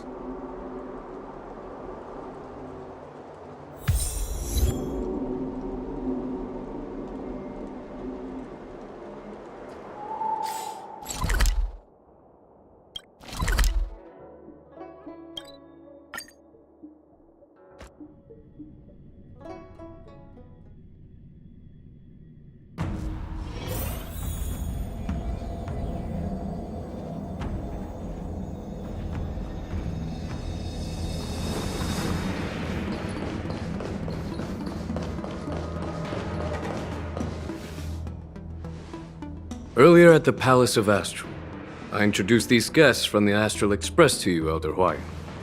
But with all the people around, we only exchanged pleasantries. Now, I'd like to officially introduce them to you. These three braved great dangers, accompanying me to perilous places, defeating the chief culprit Vantilia, and uncovering the conspiracies of the disciples of Sanctus Medicus. If you wish to know more, please, feel free to ask us. Well, I skimmed through the reports about the Arbor's rebirth from the Master Diviner Hu Xuan. She's been summoned to the Yu Chui for questioning. There are a lot of doubts within the Alliance about this whole situation. But despite all that, I believe in you. Since you joined the ranks, you have repeatedly achieved remarkable feats. After the High Cloud Quintet each went their separate ways, despite the many criticisms within the Alliance, the Marshal still stood firm against the dissenting voices and entrusted the Luofu to you. Over the years, you've served the Alliance with loyalty and wisdom. You've taken down abominations in Thalassa, rescued the Xianzhou Yu Chui from a siege, and destroyed the demonic planet summoned by the denizens of abundance. I still remember those battles vividly. There are fools who doubt your loyalty.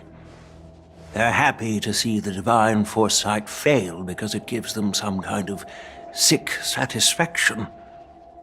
They haven't achieved anything of their own, so they feed off the failures of others. But I've seen enough failures in my time, and I want to believe that your loyalty has never wavered. So, General Fei Xiao of the Yaoqing is the only one investigating the Ambrosial Arbor crisis on behalf of the Alliance? No. I am too. This old man's words always catch me off guard. The Marshal ordered me to come to the Xianzhou Luofu, but the document only says, attend the war dance and listen to Fei Xiao's questioning.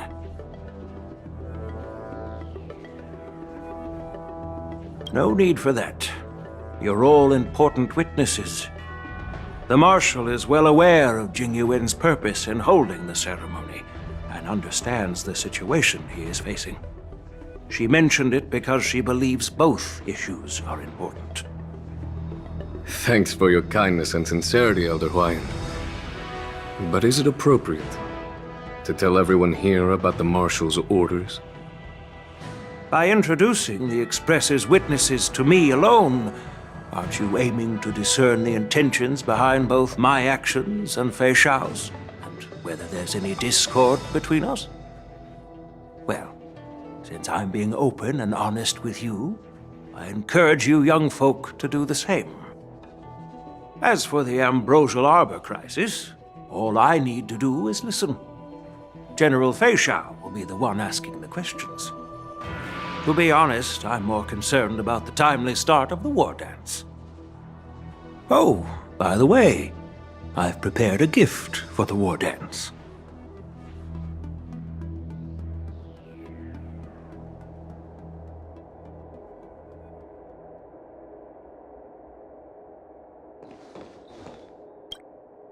Yes, it's this case right here.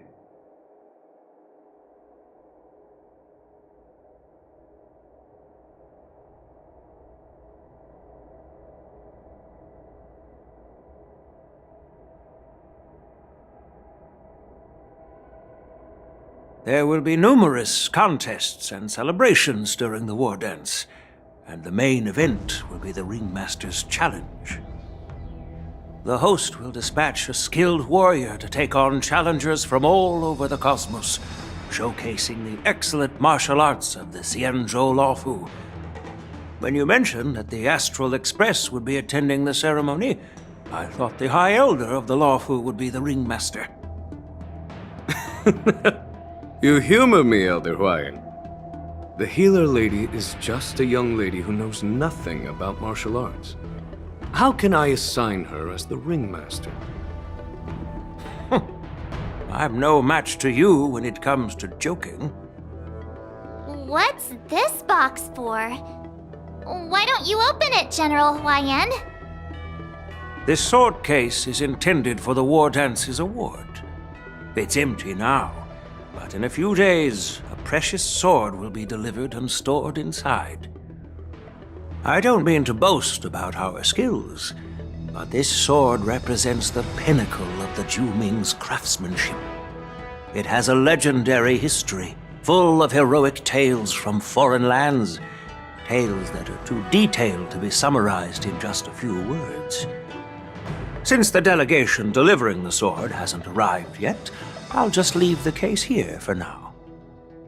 I've been wondering who would be worthy of such a sword? And then it hit me. I can award it to the champion of the Ringmaster's Challenge. The ceremony's champion is sure to be a perfect match for the sword. Moreover, I hear that Yanqing is an excellent swordmaster, and that he will be representing the Luofu as the Ringmaster, so it seems like a perfect gift for him. Thank you for your generosity, Elder Huayan. If you want to give me a sword, just say the word, Grandpa. No need to beat around the bush. You've got confidence, my girl, but I don't think you can best Yanqing. I know you're all about swords, Miss Yunli. It's just a shame that it's the sword that ultimately chooses its rightful master. Yeah, and even if someone gets their hands on such a precious sword, it'll probably end up in someone else's. The outcome of our duel at the Alchemy Commission is still up in the air. Since you're interested, why don't you represent the Xianzhou Juming and challenge me in the ring? That's exactly what I had in mind. Nobody knows who's gonna come out on top. It could be me, could be someone else. It'll probably be me. But whatever happens, it won't be him.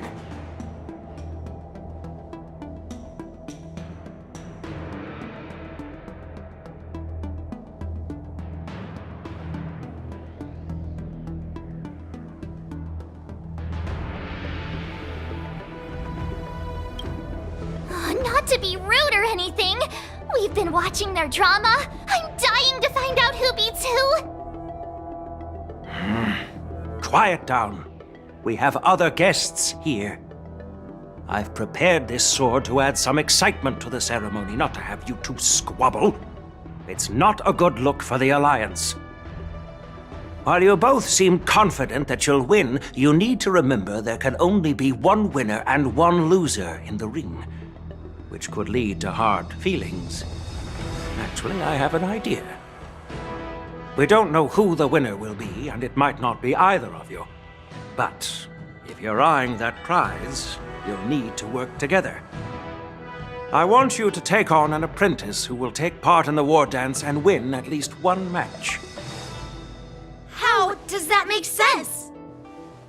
In my humble opinion, while a Cloud Knight is commendable by securing victories, it's even more so to pass on your skills and spread the way of swordplay. I'd be greatly pleased if this apprentice could represent the Express in the war dance by displaying their Cloud Knight flair and prowess. Well, Elder Huayan's idea is quite interesting. Imparting swordplay skills requires teamwork, and both the winner and the loser will learn a valuable lesson regardless of the outcome. The question is, whom should the two of them take as an apprentice? Huh? Who? Wait, me? I noticed just now that Miss March seemed quite interested in the outcome of your sword fight, so I thought, why not teach her the art of swordplay? Wait, are you serious, General? Why am I being dragged into this all of a sudden? I've never practiced swordplay before. I'm a total newbie. You really think I can learn it? Well, you'll probably realize I have no hope and give up on me. And that'd be so embarrassing.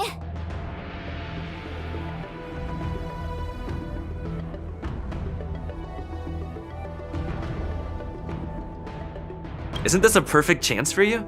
I remember you mentioning that you wanted to learn some sword moves. Yeah, I did say that. But this is all happening so quickly, don't you think? Miss March is like a piece of jade in the rough, just waiting to be shaped. The war dance is the perfect opportunity to see what heights she can reach. I appreciate your kind words, General Huayan. But won't teaching me swordplay be a waste of Yanqing and Yunli's time? They should be preparing for the ceremony. Plus, I heard that each swordmaster has their own special moves. What if they let something slip while teaching me? If everyone knows each other's tactics, won't that make it hard to catch people off guard during the war dance? That's considerate of you, March 7th. But don't worry. It'll take you at least a decade of hard training before you can even start learning special moves. No need to freak out. A few Juming swordplay tricks will mean you'll be more than equipped. Really? Looks like March's curiosity has been piqued. The whole point is to know each other's moves. Defeating your opponent in just one move? How boring would that be? Plus, what really decides a swordsman's fate isn't some special move. It's the solid fundamentals. So Miss Yunli has already agreed. What do you say, Yanqing? General, I haven't graduated yet. How can I be qualified to teach swordplay to others? So you're admitting your defeat, huh? If you're not even confident to teach, why don't you let me be the ringmaster instead? Yanqing, teaching an apprentice is also a way of honing your own skills and gaining insights. You've been an apprentice for years. It's about time you looked at swordplay from another perspective. I see, General. Then count me in. Now that Yanqing has agreed too, it all comes down to Miss March giving her nod. It's up to you to make the final decision, March.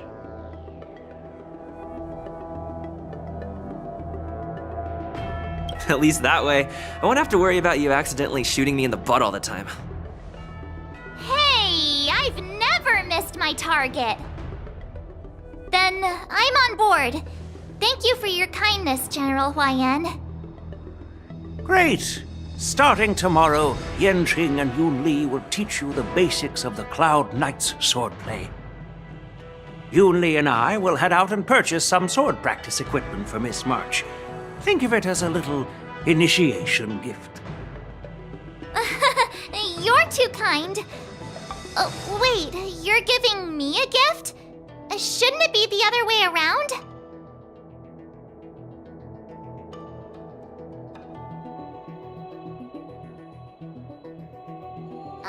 General Huayan's gone.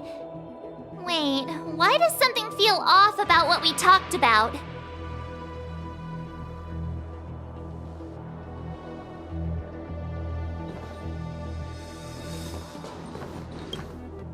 I think we strayed off topic. How did things even get to this point? Yeah, I brought you here because the General said he had some important matters to discuss. But how in the world did Yunli and I suddenly become Miss March's swordplay mentors?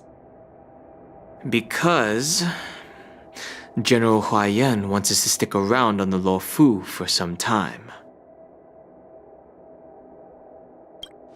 But from his point of view, we're no different from all the other tourists who may leave at any time.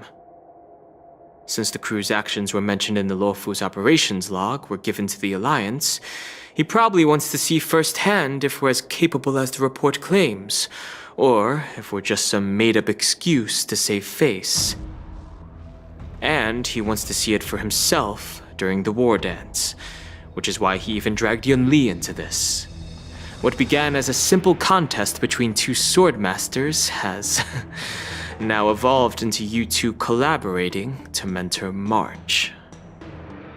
Elder Huayan is still that tricky general who likes to give everyone a headache. My apologies. Truth be told, I invited all of you to the ceremony because I wished for you to act as my witnesses. I apologize for not disclosing this information earlier.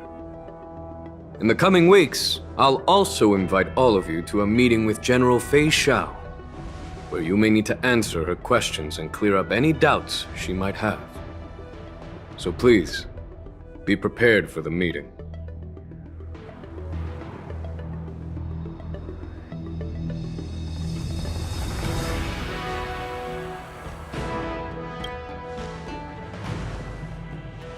Did we do something wrong?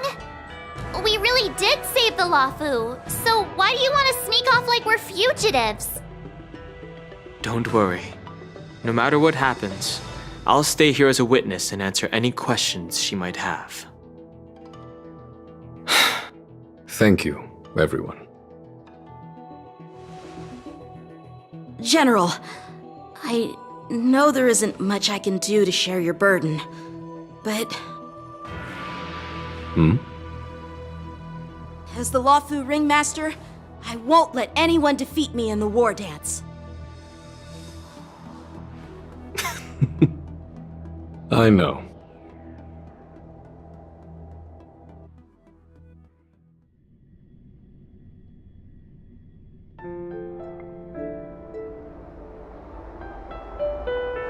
The illustrious Merlin's Claw waiting for me? And for so long, too? It's quite an honor. It's been a while, General Fei Xiao. It's been 30 years since we last saw each other. Right, Yukong? Yes. Back then, you were the vanguard of the Yao Qing's Verdant Knights, and I was a pilot of the Luo Fu's Rainbow Orbit Fleet. Who would have thought that upon meeting again, you'd be a general, and I'd have given up flying? Really does feel like a lifetime ago. Well, I wouldn't say I haven't seen you in 30 years. After all, your great victories are announced through the Yellow Bell resonance system every day. So I'm well aware of your great feats. How's your health holding up? Still stable, I suppose. Do you still remember the medic who saved me in battle? That healer with the odd name and peculiar temperament. What was his name again? Was it Pichu? Or Kachio? Jiao Chou. He's been my retainer and personal healer, delegated by the Alchemy Commission from the Xianzhou Yao Qing.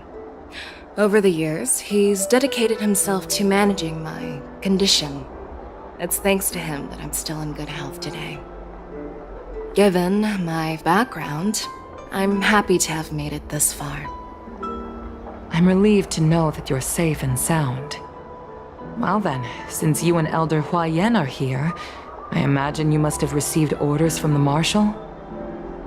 As your friend, may I ask how the Alliance intends to punish the General of the Lawfu? The Arbor's rebirth has frightened the elders who lurk behind the scenes. They fear the resurgence of abominations, much like what happened 30 years ago. Although the report from the Lawfu explained all the details, we don't know if the Ruin Legion really invaded, or how exactly the Stellaron Hunters and the Astral Express became involved. This puzzle has many missing pieces. As you know, the fugitive Jing Liu, who mysteriously disappeared many years ago, has resurfaced. This time, she has brought along an Outworlder and a coffin, claiming to offer the Marshal a method to fight against the Eons. The Lawfu Preceptor has also leveled accusations against Jing Yuan for neglecting the Alliance's principles. She asserts that Jing Yuan enabled the exiled Imbibitor Lunae to re-enter the Lawfu, thereby unlocking the lunarescent depths within Scale Gorge Waterscape, which in turn disrupted the Vidyadhara's dutiful watch over the Ambrosial Arbor. It is for these reasons that I have come here to the Lawfu today. Well, duty calls. Perhaps I shouldn't have mentioned all of this to an uninvolved person, but since we once fought together, I didn't want to keep you in the dark. Perhaps pretending you didn't hear any of this would be for the best. I understand. I'm sorry. I was out of line. I know I shouldn't be defending General Jing Yuan right now, but... well, you know how I am. The Lawfu has enjoyed centuries of stability since the end of the sedition of Imbibitor Lunae, much of which can be attributed to General Jing Yuan's masterful strategizing. Unfortunately, for a long-life species, enduring through the ages always culminates in a failure that undoes all previous achievements, a moment that our adversaries relish. That's true. And that's why I'm also here for another purpose. To visit Hule. Hule? You mean that Hule? The Borisin warhead? The same Hule who has been imprisoned in the Shackling prison for over 7 centuries? The nemesis of the Foxians who will never be forgiven and shall be imprisoned until the end of the cosmos. I can't quite remember the exact wording, but yes, the very same Hule. Usually, only emissaries from the Xianzhou Yaoqing Skyfaring Commission visit him once every century. Why do you have to visit him now, of all times? The Foxians and the Alliance made a pact to combat the abominations, aiming to achieve justice and free their kin. That werewolf monster is to be forever imprisoned in the dark recesses of the Shackling prison, facing unending retribution. Given the situation on the Lawfu, those on the Yaoqing are concerned about Hule's imprisonment. I'm afraid that the routine visit every century is no longer sufficient to ease their concerns. That's why I was sent here, to reassure them. It's all bad news. Well, not everything. There might be a silver lining. Oh, by the way, I found some clues about the thing you asked for. Tell me more. The Verdant Knights followed the route you mentioned and discovered the wreckage of the Whistling Flame ship. Unfortunately, there were no survivors and no cargo. However, someone had already been on the scene before we arrived. Our people? Or someone from the IPC?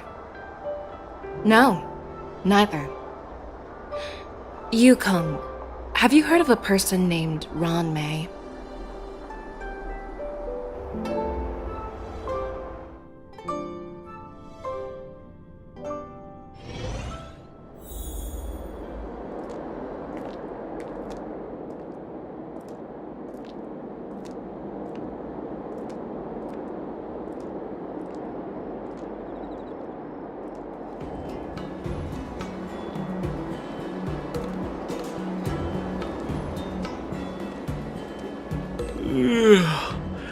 I'm still feeling sleepy. Did I oversleep? Where did March and Donhung go?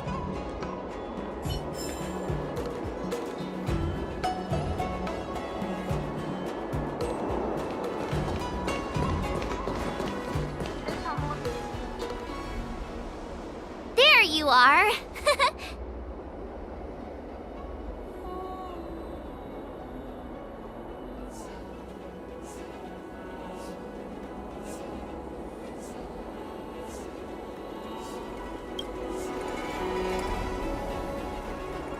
It's an honor to learn from you, Master Yanqing. Oh, in all those immersions and novels I watched, when apprentices want to pay their respects to their masters, they usually bring fancy gifts, kneel, and bow. I'm really sorry, but I haven't prepared anything yet. Hey, why are you blushing, Master Yanqing? This is, the first time someone has called me master. I need to, get used to it. Let me make it clear. Swordplay training is about improving your body, mind, and strength. It's not a casual game you can master overnight. I promised General Huayan that I'd teach you Cloud Knight swordplay, so you can participate in the war dance and defeat at least one opponent. I'll do my best, but if you break your master's rules... Fine. A promise is a promise. Since I promised to study hard, I'll do my best starting today. Great! That's the spirit. March is in your hands now, Yanqing. Don't be too easy on her. Donhung, do you even have a heart? Did you lose it somewhere? By the way, where's Yunli? I've found a quiet spot in the back garden of the Palace of Astrum for our first lesson together.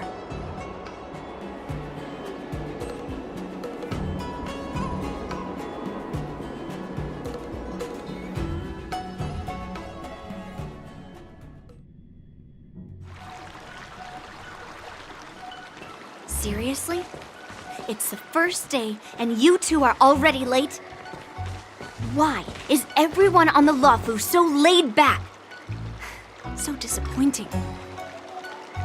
Master Yunli, you're already here. Sorry for keeping you waiting. Oh, wait. Were you trying to teach her in secret? That's sneaky. I'm just showing you what Luofu etiquette is all about. She might be my apprentice, but it's customary for the master to personally escort their apprentice to the place of learning. As the host, I'll be teaching Miss March the essence of Luofu swordplay, after which she'll emerge victorious in the war dance ring. You won't be complaining about Luofu's swordplay then. Stand aside, rookie. Let me show you how we Ju-Ming swordmasters treat their apprentices. Quickly, over here, Miss March. This is a reverse mentorship gift from me to you. I hope you put it to good use. What's this? Xianzhou clothing? It's so beautiful! Sword practice requires precise movements. This outfit is tailored to fit perfectly and allows for smooth movements. I even added some small accessories. I put a lot of thought into it. You're awesome, Master Yunli! See? See? How can you compete with me? I'll teach March 7th the essence of Ju-Ming swordplay so she can win the contest with my sword skills. Actually, I've prepared something too. Huh? You have a gift for me too, Master Yanqing? Since you want to learn swordplay, Miss March, you'll need suitable weapons. So, I went out of my way to prepare a pair of swords overnight. Unfortunately, I didn't have time to ask the craftsman to customize the swords for you, but I did my best to choose ones that look nice and are suitable for a beginner. I hope you like them, Miss March. Thank you, Master Yenqing! Bet you didn't see that one coming, did you, Yun Li? The real competition is just getting started. I'm so lucky to have two great masters. But why does it feel like things are getting a bit weird?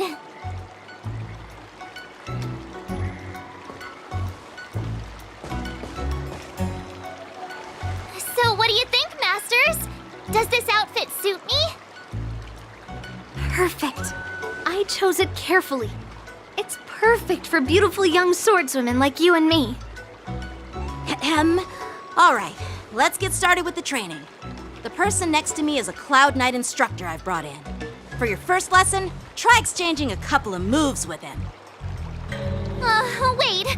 We're having actual combat training for the first lesson? Isn't that a bit too intense? Well, I heard you have some experience with archery and martial arts. The first thing we're going to do is see just how strong your fundamentals are. Come on, step forward and strike with the sword in the most natural way you can think of. It's important for us to grasp your natural movements so we can decide where to start and what you need to learn. If you're ready, let's begin. Okay.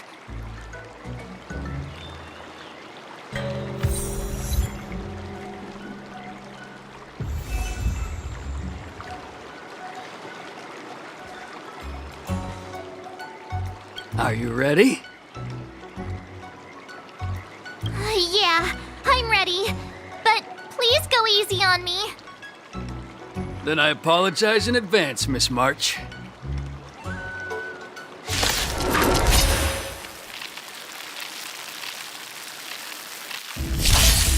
Ready to shine.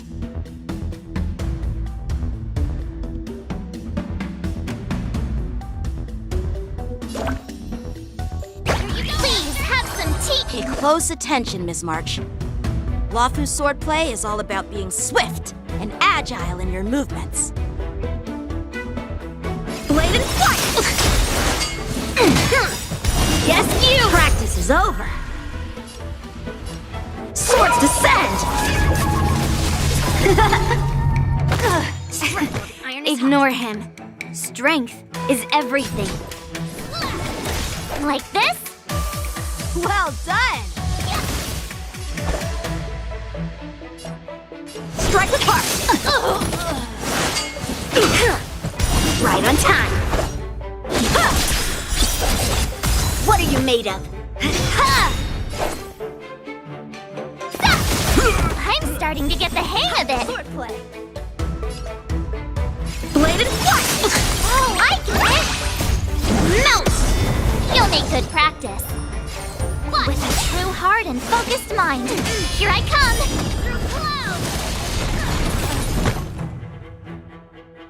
Strike! Time to show you what I can really do.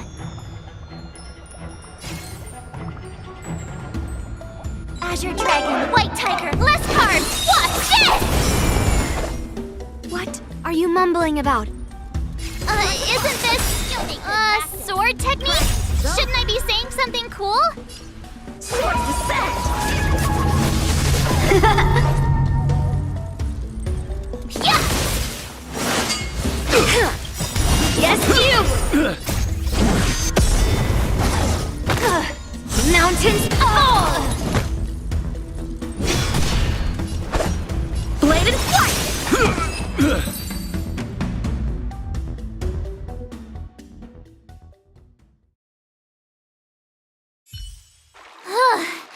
I didn't expect the first lesson to be so intense. Miss March has quick hands and a flexible body.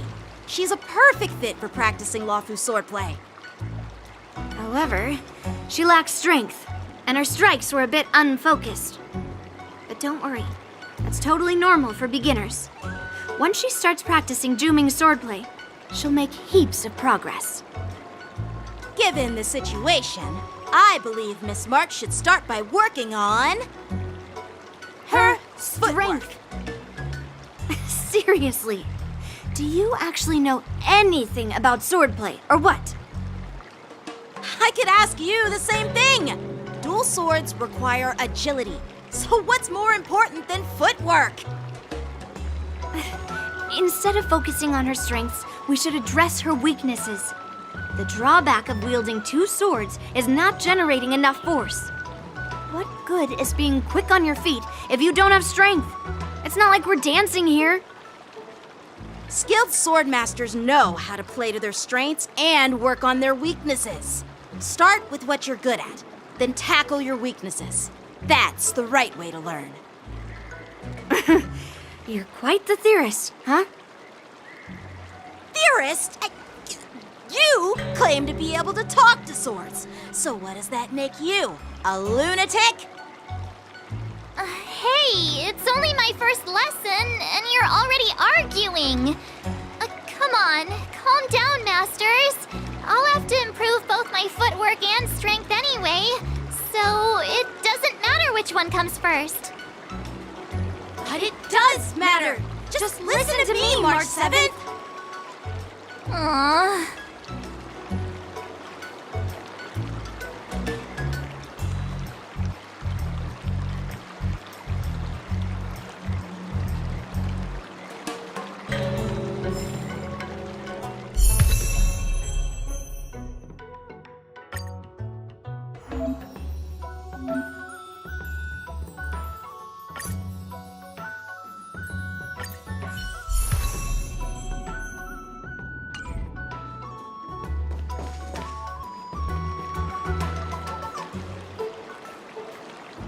Dear Himeko, Mr. Yang, and Pom Pom, we're all good here on the Xianzhou Lafu, so no need to worry.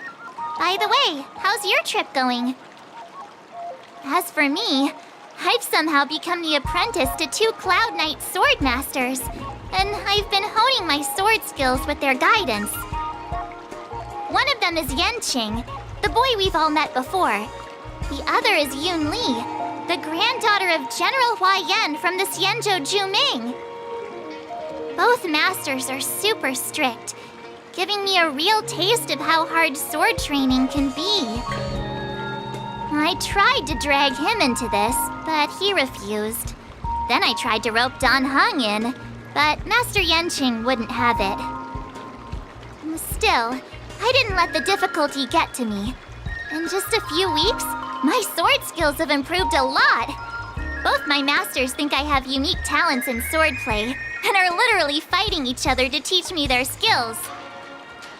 Thanks to their guidance, I've actually made some progress. When I get back to the Express, I'll definitely show off my skills and impress you all. Looking forward to your reply. Yours, March 7th.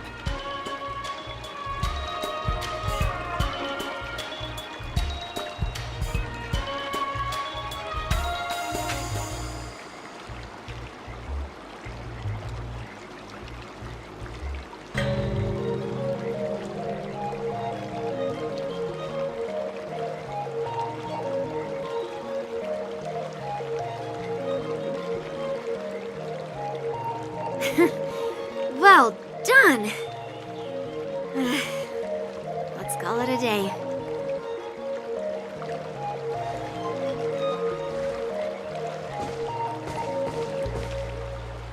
Miss March's sword skills are really coming along. She'll hold her own just fine in the war dance.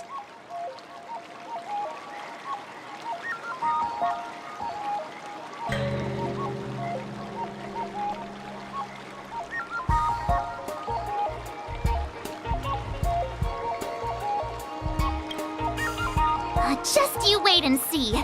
I'll show off my skills in the ring and win a match. I'll make both of you proud.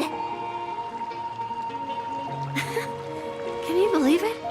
March 7th has actually become a pretty decent swordmaster in such a short time.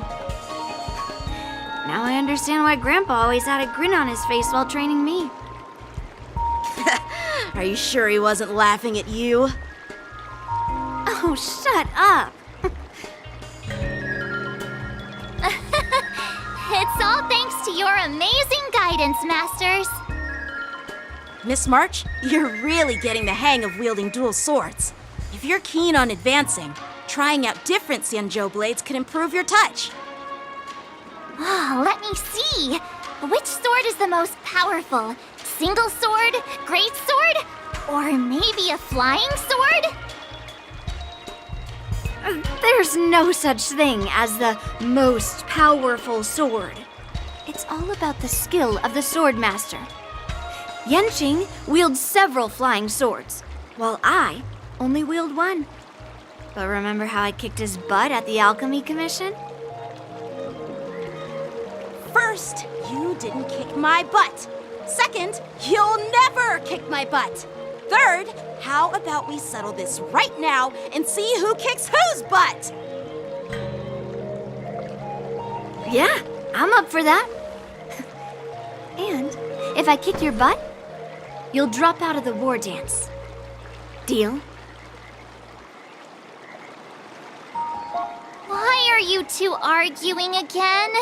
I thought things had been improving between you lately. There was talk that the leading disciples of the Luofu and Zhuming generals were supposed to face off in the war dance, but for some reason, they suddenly teamed up to train an apprentice of their own. Turns out the rumors are true.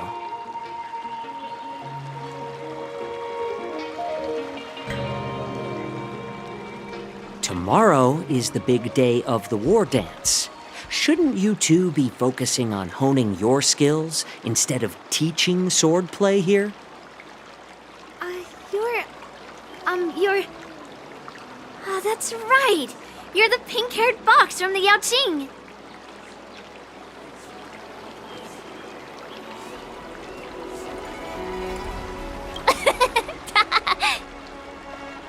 What are you laughing at? You've got pink hair too. I'm Jiaoqiu, the healer working for the general of the Zhenzhou Yaoqing. Ah, got it. So you're the participant attending the war dance on behalf of the Yaoqing, and you were trying to sneak a peek at our training? Sorry for the misunderstanding. I don't know anything about martial arts. I'm just here on the general's orders to take care of some official business. I didn't mean to interrupt your training. I'll be on my way. If you know nothing about martial arts, why were you smirking earlier? Well, my curiosity got the better of me, I suppose. When I heard Miss March's pondering about what to learn, I couldn't help but wander over. From my professional experience, cleavers, slicers, chopping knives, and carving knives are all just tools. Kind of like frying, sautéing, boiling, and deep frying in cooking. They're just ways for people to show off their skills. How you use them really depends on the ingredients you're working with. It's like your sword teaching methods. If you align your ingredient, in other words, your apprentice's natural tendencies, with the right cooking method, by which I mean the teaching method that best suits her, she'll make double the progress in half the time. For example, golden eggplant tastes best when fried, cloud peppers when stir-fried, and yellow boulder beef when simmered. It's all about discovering the nature of the ingredients. Apprentice.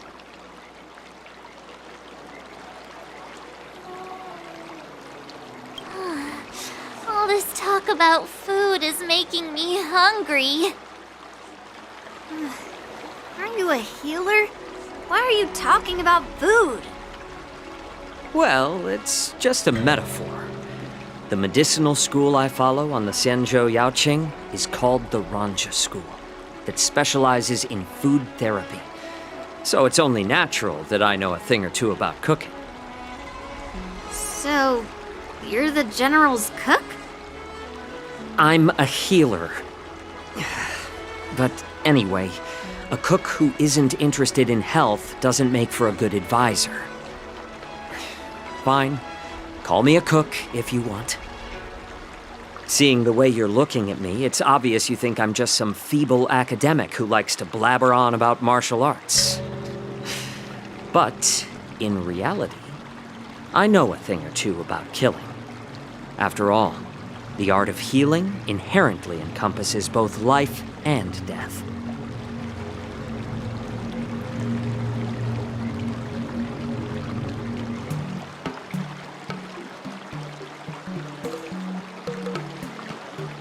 Seriously? Trying to save face in front of kids? Ugh. Do you recognize this bottle of medicine in my hand? No? This is called tumble dust, an extract from an exotic flower named Yabra. Ugh, is it poison? Well, it depends on how it's used. With just one drop, it's able to numb a patient's body during surgery, making them painless throughout the entire process. However, increase the dose or the potency, and it'll slow the metabolism, making the blood thin and resulting in the loss of all senses. Even long-life species cannot escape its effects. This thing can save lives or take them. It's more powerful than the swords in your hands. That may be so, but still, I prefer settling things with a sword than, you know.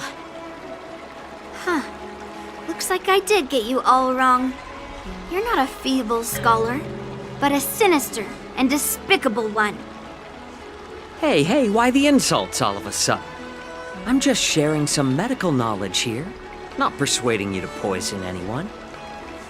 Seems like you get real excited when talking about poison. I can't tell if that's an honorable thing or sinister. Picture this. 2 individuals. The one standing is full of malice. The other lying down is honorable and righteous. How can the one who's lying down label the one standing as sinister? In the throes of combat, where life and death hinge on a singular moment, every idea fades into nothingness. The only thing that matters is staying alive. Surviving the battlefield reshapes all notions of worth, be it integrity or treachery. In my eyes, their significance is negligible. Perhaps you've underestimated Yunli and me, Mr. Jiaoqiu. We may be young, but we've seen our fair share of war. Well, then you should know that the war dance is nothing more than a contest.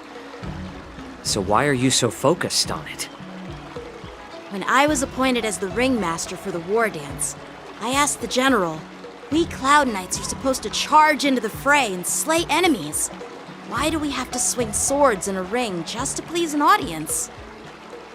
And this is how the general replied. To unsheath your sword in a ring is no different than on the battlefield, as your sword reveals the might of all Cloud Knights. The war dance is the perfect chance to showcase martial virtue and forge alliances from all over the cosmos. When we unsheath the sword without drawing blood, we not only display our might, but also the martial virtue of the Cloud Knights. That's quite an insightful statement, Yanqing. Well, my apologies for being so short-sighted. I've been on the Luofu for quite some time, but I haven't had the chance to see the ceremony venue for myself yet.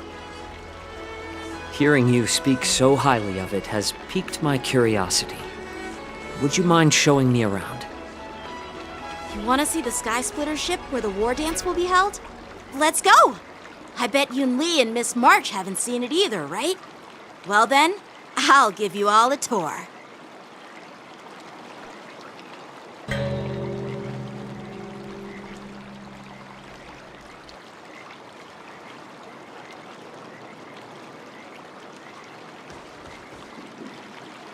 Let's go. I'll give you a tour of the Sky Splitter.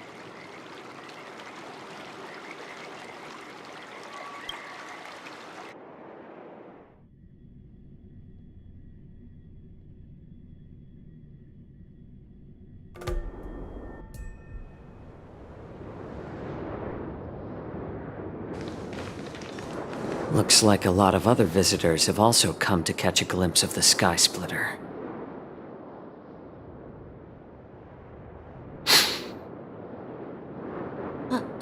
What's up, Mr. Jiaoqiu?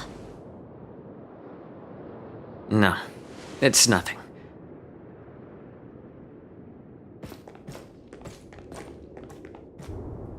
Do you see that airship in the distance? That's the Sky Splitter, the venue for the war dance ceremony. It doesn't look all that impressive from this distance. The Sky Splitter is actually a decommissioned Luofu military vessel. People aren't allowed on board until the war dance officially commences. Tomorrow, when the bell rings and the ceremonial cannons roar, I'll be there representing the Cloud Knights of the Xianzhou Luofu, standing in the ring, ready to take on challengers from all over the cosmos. Since I was a kid, I've been training in swordplay and the art of war under the general. Every day, I'd swing my sword 10,000 times, and then thrust it 10,000 times, repeating the process over and over. I understand that I'm not like other kids. I never envied the toys and freedom they all had. I never found sword practice boring or hard. Even in the thick of battle, facing down savage abominations, I never felt scared. Each day, I could feel myself getting stronger and stronger, and I racked up countless victories. It's the best feeling in the world.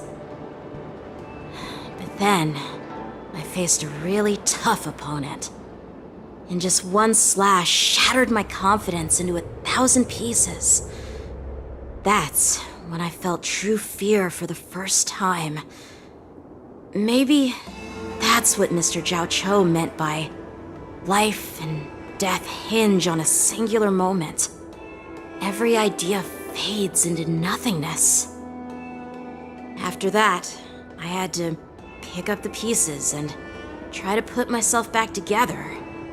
But no matter how hard I tried, I couldn't seem to find my old happy self again. I often ask myself, why do I wield my sword? If defeat is inevitable, why do I continue to fight? Is it to reclaim the joy of victory? To meet the general's expectations? Or to secure my honor among the Cloud Knights? While the general could teach me the art of swordplay, he couldn't teach me why I should keep on going. He said the reason must come from within myself. I've been struggling to find that reason. But after talking with you, Mr. Jiaoqiu, I think I already have that reason in mind. As a member of the Cloud Knights and the General's apprentice, I've had a weight on my shoulders. And I know there's still more to shoulder. But when I wield my sword, it feels like I'm letting go of everything. I love the feeling of giving it my all, facing any obstacle in front of me, pressing forward. That's why I wield my sword. Oh, Yanqing. So young, yet so grown up. By the way, how old are you exactly? Age doesn't really matter. All swordmasters will understand how I feel. I get it. Looks like all the kids on the Luofu live tough lives. So, how about you, Miss Yunli? It's not polite to ask a girl her age, no matter which Xianzhou ship you're on. I'm not asking your age. I'm asking if you have a dream like Yanqing has. You don't talk like a cook. You sound more like a TV host or something. Need I repeat myself again? I'm a healer, I don't have a dream like Yanqing does. The only reason I'm participating in the Ringmaster's Challenge is because I made a promise to my grandfather that I'd win the precious sword he's contributed to the war dance. Sounds like that mind of yours is just filled with swords. I bet you've got nothing better on your mind. My father was a craftsman on the Xianzhou Juming. Because of his foolishness, many innocent people fell victim to the cursed swords he forged. Since I was a kid, it's been clear to me that not everyone deserves to have a weapon in their hands. Giving them a sword is no different than being cruel to the innocent. So, whenever I come across someone unworthy of a sword, I can't help but want to take it away from them. Given that Yanqing is the war dance ringmaster, I'm stepping up to challenge him. To ensure the precious sword doesn't fall into the hands of an unworthy master. Hey, what do you mean by an unworthy master? I see. It's not easy for kids on the Juming either. Well, it's better to have a reason for wielding a sword than to be lost and confused. I've saved countless Cloud Knights in my life, and there are plenty of exceptional warriors, just like the two of you. What happened, Mr. Zhao Chou? Oh, nothing. I was just reminded of some old friends and old tales. Judging from my professional perspective as a healer, both of you possess remarkable vitality. Your energies flow like raging fires and mighty gales. The upcoming fight will definitely be impressive. Well, we've seen the Sky Splitter and toured the Stargazer Navalia. I guess it's time to say goodbye for now. What? You're leaving already? But you haven't asked me about my dreams. I've been working hard too, you know. It's getting late, Miss March. Unlike you lot, I'm a grown-up bound by responsibilities and duties. The tasks entrusted to me by the General won't complete themselves. By the way, Yanqing, is it normal to have so many people wandering around in an automated area like the Stargazer Navalia? Actually, this is a restricted area. But since you're all guests, I made an exception, so you could take a look around. I understand. Well, I'll take my leave. I wish you both the best of luck in the ring tomorrow.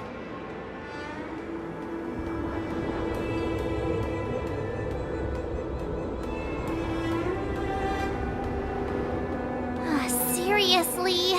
I just spent so much time thinking about my dream, but he didn't even ask me. Now that we're done with our tour of the Sky Splitter, shall we continue with our training? Why don't we take a day off? What? You want to secretly practice swordplay by yourself?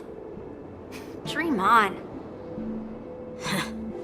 You know cramming before a fight never works out. For some reason, seeing the Sky Splitter has boosted my confidence. So, I've decided to conserve my strength for tomorrow. Alright, I'll take you out of the Stargazer Navalia.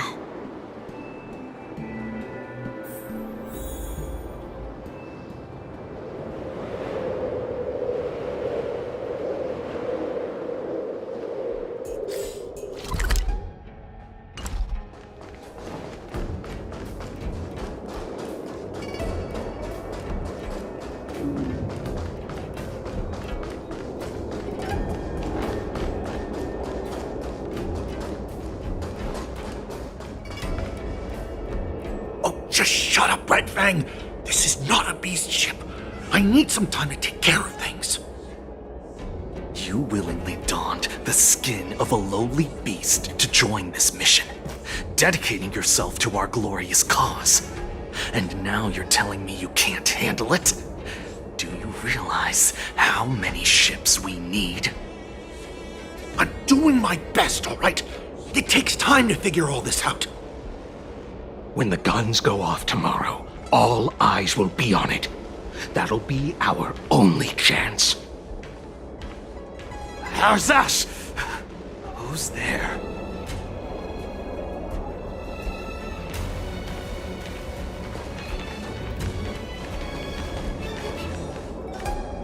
Who are you guys?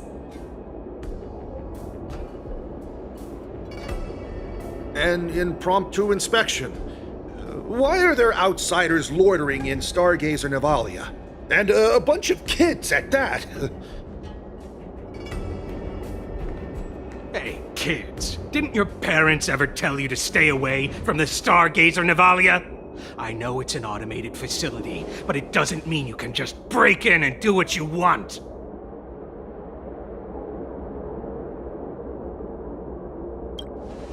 First of all, I'm an adult. Second, I didn't just break in. Yeah, we flew here on a star skiff. Like, whoosh! Well, I'm not trying to tell you off, but this place is off limits to the public, you know? Big sis, let's go. I want to play in Ever Hunt Planes.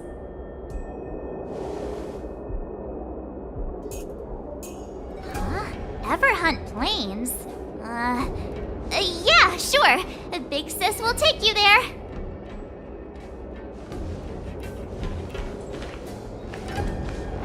Shua! You should have let me. Shh, the overhaul is done, and everything looks good. We should leave.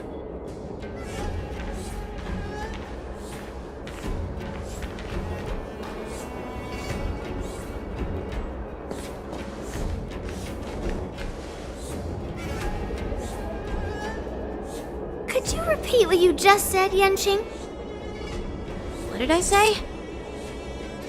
Big sis, let's go. I want to play in Ever Hunt Planes. Come on. Can't you read the room? Something is definitely off about the 3 people we just met. Yeah, anyone could see that. I just wanted to hear you say it again. That pink-haired fox tried to say something. I'm pretty sure he sensed something fishy. Since he's not familiar with this place, he just dropped us a hint. But you didn't seem to be paying attention at all. I knew that from the beginning.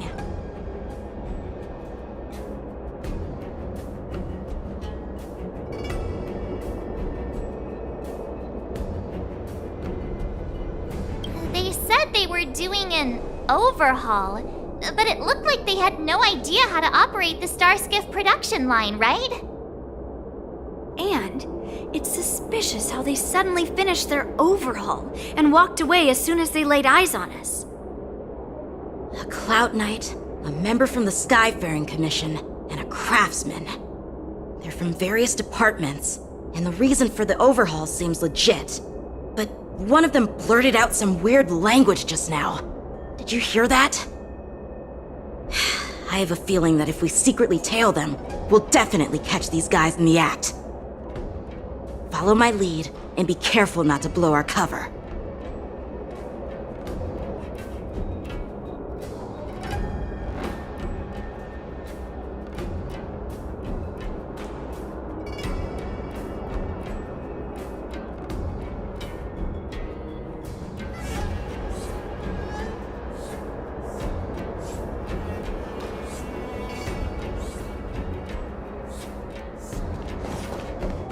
Never mind who they are. Let's just film them.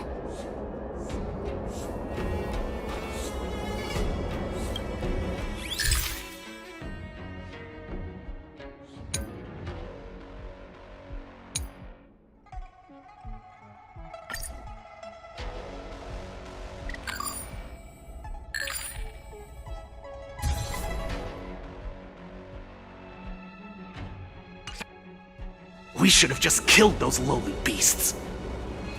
Those little brats won't take up much space. There are boxes all over this place. Just dump them into one and no one will notice. cut the theatrics, Grulok. Even the slightest slip-up could interfere with Lord Moktok's plans. So where are we heading next? To check the freight skiffs. We've got a lot of preparations to do. Also, don't forget to take those crates with you. Weapons, supplies. We've got to be well prepared. Otherwise, we're screwed. So, are they smugglers? What exactly are they up to? I have no clue, but they seem to be moving those crates. I've got an idea. We can hide inside the crates and follow them.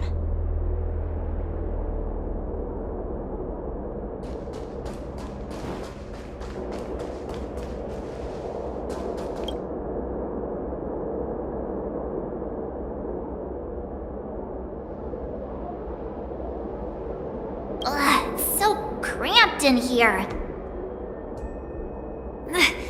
I can hardly breathe. Just hang in there.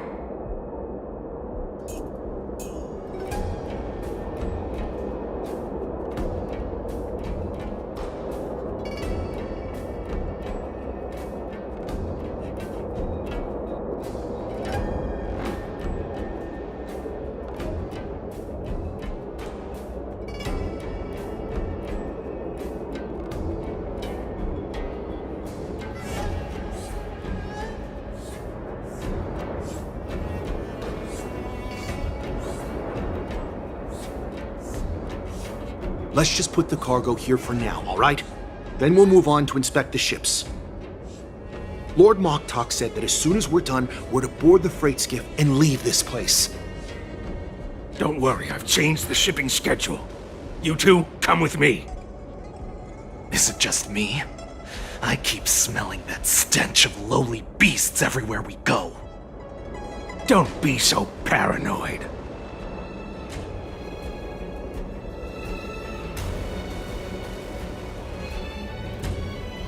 Looks like they're planning to escape on the skiffs in Stargazer Navalia. They keep talking about their plans, but where do they come from? And what do they want to do on the Xianzhou? They're definitely up to something bad. Wait, they disappeared! Let's catch up to them!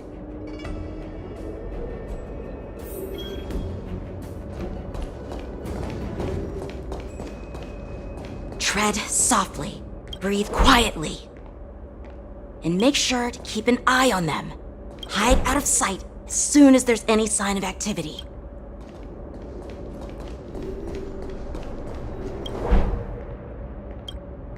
Watch out! They're on high alert!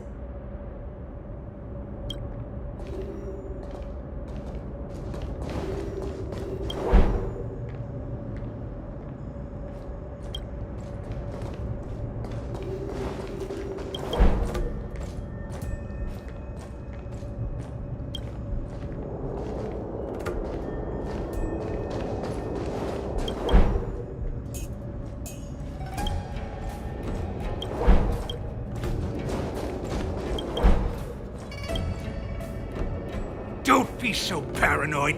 We're running out of time. Get over here! Shuhart, I'm coming!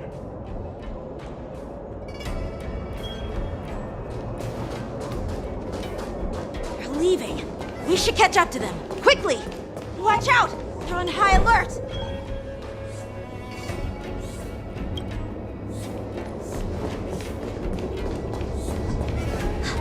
Did he spot us? Quickly, hide!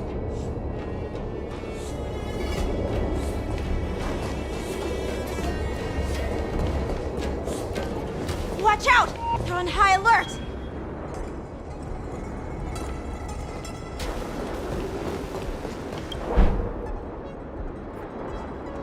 What are they up to? They're all wearing official uniforms, but I'm pretty sure they're not members of the Skyfaring Commission, the Artisanship Commission, or the Cloud Knights. This is way too suspicious. Never mind who they are. Let's just film them. That way, if they do anything bad, we'll have solid evidence against them.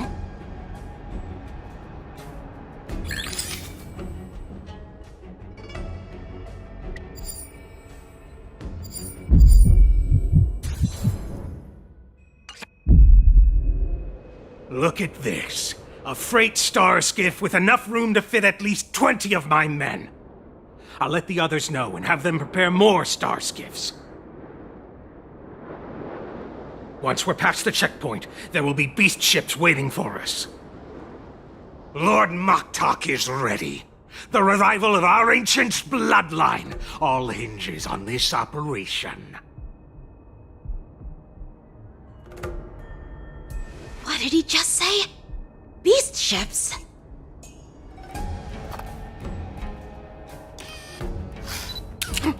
Who's there? It's those brats! I told you to get rid of them, but you didn't listen, you idiot! Wipe them all out!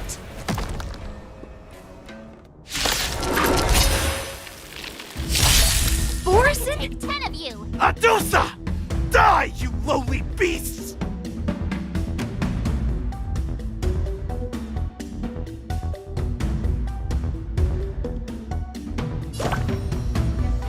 Oh, come on, nice job!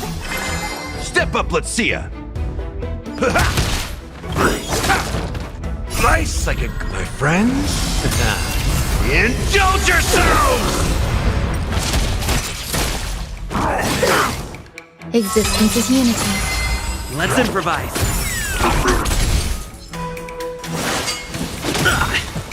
Let the show begin!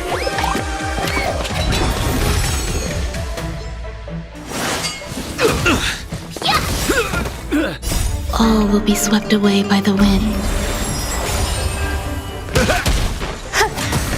Dreams do come true. Oh, I get it!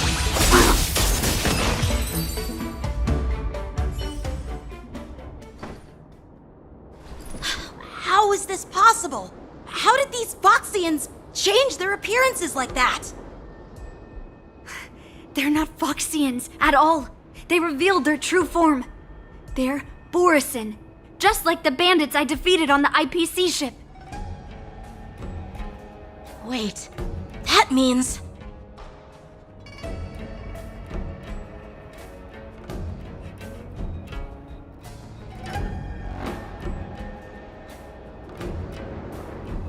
What kind of trick did they use? When we were tracking them earlier, they looked just like normal Xianzhou Foxians. It's not just a simple disguise of wearing our clothing and shaving their whiskers. They're somehow able to alter their appearance to be indistinguishable from Foxians. They even have official IDs for the Skyfaring Commission, the Artisanship Commission, and even the Cloud Knights? Let me check this fake Cloud Knight's tag. Maybe it'll give us some clues. Lujun, an officer of the Patrol Defense Squad? Wait! What's the matter? I encountered a patrol officer named Lujun before. It was a few weeks ago, when we were transporting the Borison prisoners. If they can forge official identities and move around the Xianzhou without raising suspicion... Oh no, this is bad. Even worse. If you find one cockroach on the Express, it usually means... There are more Borison hiding on the Xianzhou. I bet their plan is much bigger than just stealing information. We've got to report this to the Seat of Divine Foresight.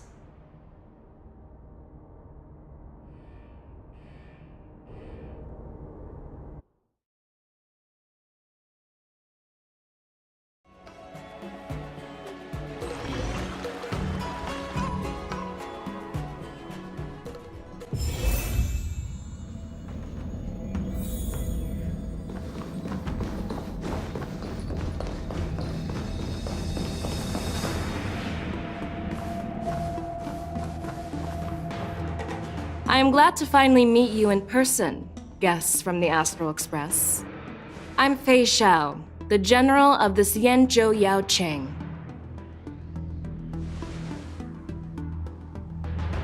Let me introduce our guest to you. The one dressed in green. He's the reincarnation of Imbibitor Lunae, and the person behind him is the newest member of the crew. I've heard a lot about you. Outside the reports from the Law Fu, the Skyfaring Commission of the Yaoqing has also gathered plenty of information about both of you. I've been eager to meet you face to face for reasons that I'm sure General Jing Yuan has explained, right?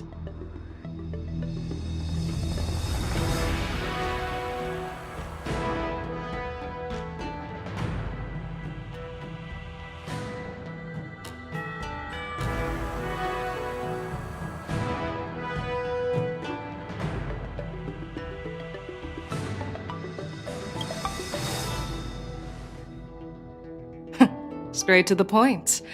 I like it.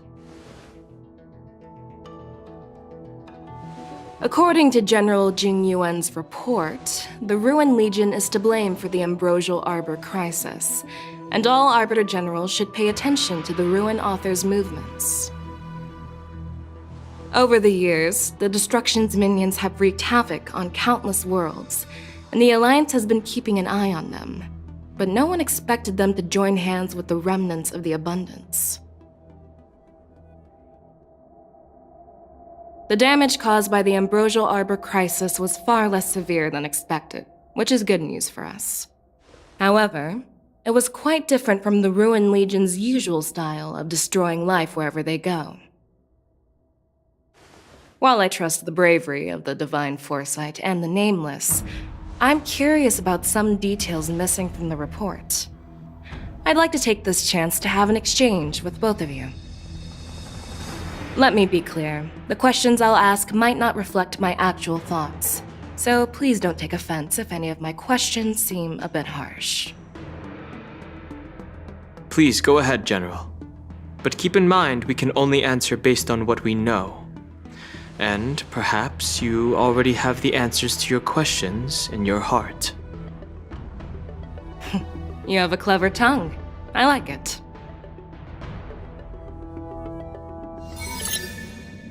The Merlin's claw is quite articulate. Right now, her intentions are unknown, and Jing Yuan wants us to be honest. Maybe I'll just stick to the facts we know. Let's cut to the chase. Before the crisis struck, the Astral Express was guided here by a Stellaron hunter, a wanted felon, in an attempt to resolve the Stellaron crisis. However, everyone in the cosmos knows of the Stellaron hunter's reputation. So, why did you place so much trust in them? Could it be that some of you have a connection with them?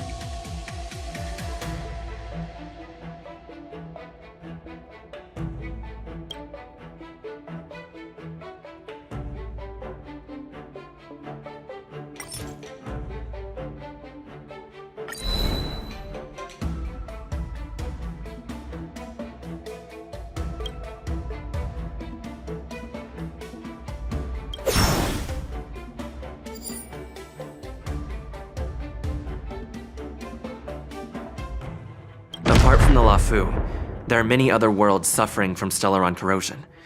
For example, Eurillo 6, the world that the Express stopped at before reaching the Lafu, was one of them. To the Express, Stellarons act as roadblocks on the Silver Rail and pose risks to the warping process. And that's why dealing with Stellaron issues is part of the duty of the Nameless. Ah, I've heard about those problems caused by Stellarons.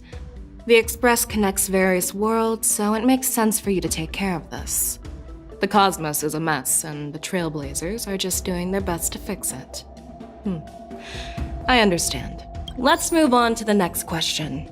The report suggests that Don Shu, the master of the disciples of Sanctus Medicus, colluded with the Lord Ravager and used the power of the Stellaron to resurrect the Ambrosial Arbor.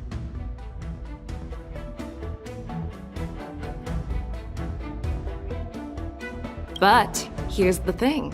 Don Shu was just a chief alchemist. Even if she colluded with our enemies and summoned the Stellaron, how did she manage to bypass the Videodora guards around the Ambrosial Arbor?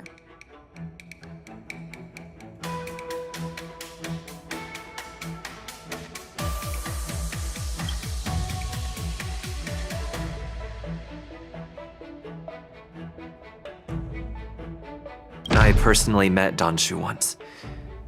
Her closest friend was killed during the war on the Fanghu, and she harbored deep hatred towards the Hunt. So she spent years making preparations in the Alchemy Commission, in order to take revenge on the Xianzhou.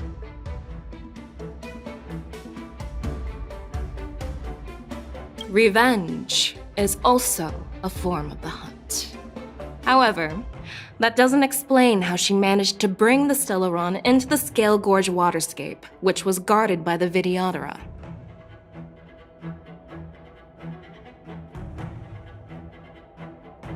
Well, you should ask Donshu herself for the answer.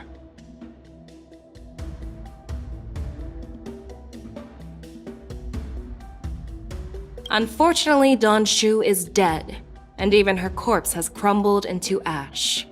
That's one less clue we can pursue.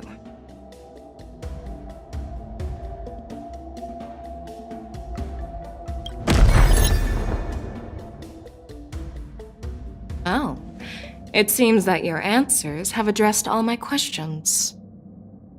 Generals, I am finished with my questioning. So, what do you think, General Fei Shao? Have the doubts in the report been cleared up? The two nameless have been honest in their answers. Even though there are some tricky details, my intuition tells me there is nothing wrong. However, the 3 questions I posed earlier were not just for the nameless, but for you too, General Jing Yuan. First, the disciples of Sanctus Medicus grew uninterrupted on the Law Fu, yet the 6 charioteers were not aware of it. That was a dereliction of duty. Second, you believed in the Stellaron Hunter's prophecy and entrusted outsiders to solve the crisis, even granting them access to the Plague Mark. That was a dereliction of responsibility. Third, you insist on holding the war dance right after the Ambrosial Arbor crisis, putting the Lawfu back in the spotlight. That is a dereliction of wisdom. Merlin's Claw. Is this your line of thinking, or the 10 Lords? From the moment I walked in, I made it clear that the questions I'd ask might not reflect my actual thoughts. The disciples of Sanctus Medicus were deeply rooted and had been plotting for a long time. I admit it was my negligence for not noticing it earlier. As for the Stellaron Hunter's prophecy, I didn't believe all of it, but in the end, the Law Fu did survive the Ambrosial Arbor crisis. So, I think it's safe to say that Elio's prophecy about the future holds some merit. And as for the war dance, do you think I'm unaware of the risks? However, risks can also be opportunities. The Law Fu has lain low for too long. I believe it's time to stir up the dregs hidden in the depths and wash them away once and for all. Just as I expected from our sophisticated divine foresight. You have a way with words. I like it. But, unfortunately, ever since the report was submitted, the Alliance has been filled with rumors and speculation. Even within the Law Fu, there are people accusing you of neglecting your duties, resulting in the Ambrosial Arbor's resurrection. So what are your thoughts on all of this, General Fei Shao? As a fellow Arbiter General, I fully understand the difficulties of this position. Personally, I think all these rumors are meaningless drivel. Across the sea of stars, the divine foresight knows better than anyone else what happened on the Law Fu and the meaning behind it. Just as what happened on the Xianzhou Yaoqing recently. You mean the Xianzhou Yaoqing is also the scouts of the Verdant Knights have sent back reports that Borisin are making trouble again. The Borisin packs that were once divided and scattered have started swallowing each other up, forming larger and larger packs. Moreover, there's an entity named Mongoose behind it all. An entity? According to the report, this entity isn't actually a Borisin. It's a woman claiming to be the messenger of the Master of Immortality. She's described as having 12 faces and 12 pairs of fangs, as cruel as poison and as elusive as quicksand. The Borisin believe she'll give them a chance to rise again. That's Ventilia. That's right. You're lucky that I'm the one who came this time. If it were the Patina Justice or the Seer Strategist, this conversation might not be so friendly. I've always had faith in my instincts, so I don't doubt your good intentions. But the Alliance has its fair share of questions and doubts about the Law Fu. So, my plan is to come up with an acceptable answer to satisfy the Alliance. What's in this plan, General Fei Xiao? General Jing Yuan, you already know what has to be done. But since you don't want to be the bad guy, I'll take care of it for you. You need the final word from the Ten Lords Commission to quell any doubts. And for that, I'll have to ask the two Nameless to visit the Shackling Prison. No, I'm not imprisoning you. While you're there, I'll ask a judge in the Ten Lords Commission's Interrogation Division to record a detailed testimony with the karmic mirror from both of you. We'll fill in the gaps that weren't covered in the report and silence any protests within the Alliance. I'm okay with that.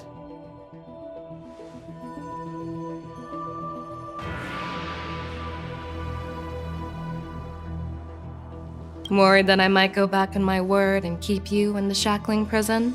Relax. If I wanted to do that, you'd already be behind bars. Once you're done with your testimony, you're free to come and go as you please. Then, as the Merlin's Claw requests... Oh, there's one more thing. This testimony is for silencing the voices of opposition within the Alliance, but I would like to urge General Jing Yuan to listen to the pleas of the Foxians on the Xianzhou Yaoqing. So, you are here for Hule. Exactly. Hule is locked up in the Law Fu's Shackling Prison. Since he is the Broodlord of the Borisin, I want to transfer him onto the Xianzhou Yaoqing and imprison him there. The recent movements of the Borisin suggest they're planning something big, so we must act preemptively. It makes sense to have the Foxians keep an eye on their arch-nemesis. Since you trust my judgment, I'll repay that trust. What do you think about all this, General Huayan? I was worried this would turn into a heated argument, but it seems like both of you are on the same page, solving each other's problems. I couldn't have asked for a better outcome. And as for Hule, I'll send my Lieutenants Zhao Chou and Moza to check on his condition in prison and ready him for transport. If there are no more questions, shall we get this started?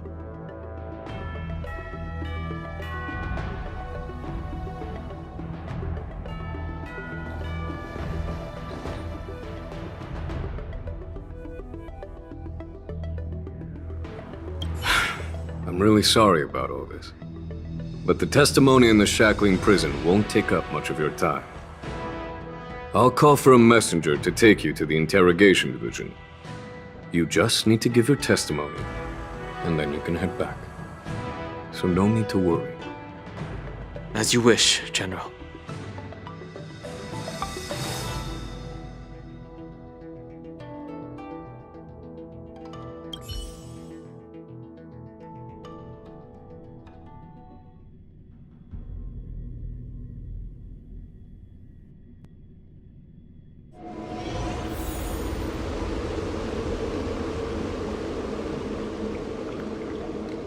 As General Jing Yuan requested, everything is prepared for your arrival, and I am here to receive you.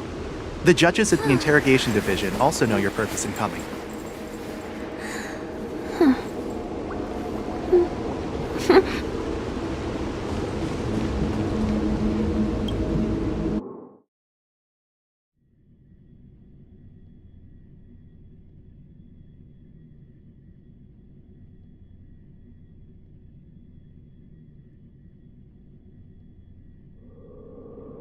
The shackling prison.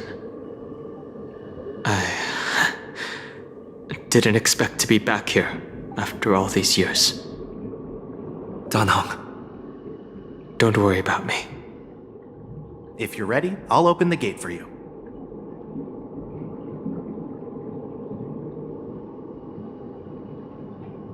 Well, technically, the shackling prison is spread out across multiple delves, and the ancient sea is just where they overlap. Please, come on in, dear guests.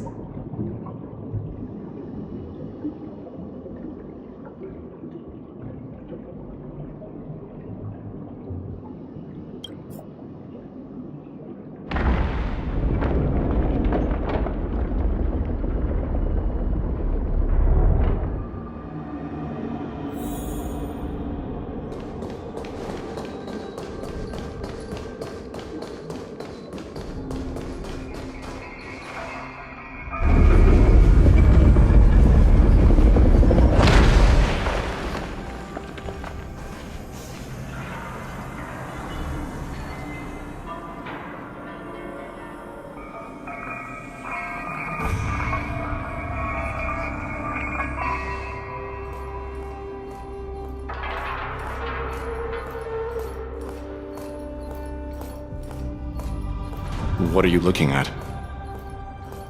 The shackling prison on the Luofu is completely different from the one on the Yaoqing.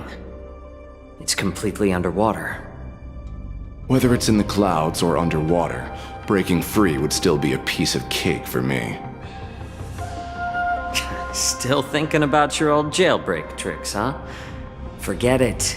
You're free now. Just don't do anything stupid, or the judges will throw you back in there and lock you up for a few hundred years. You'll see me again in just a few days. Taking Hule back to the Yaoqing means a lot to the Foxians on the ship, and to the General herself. So stay alert.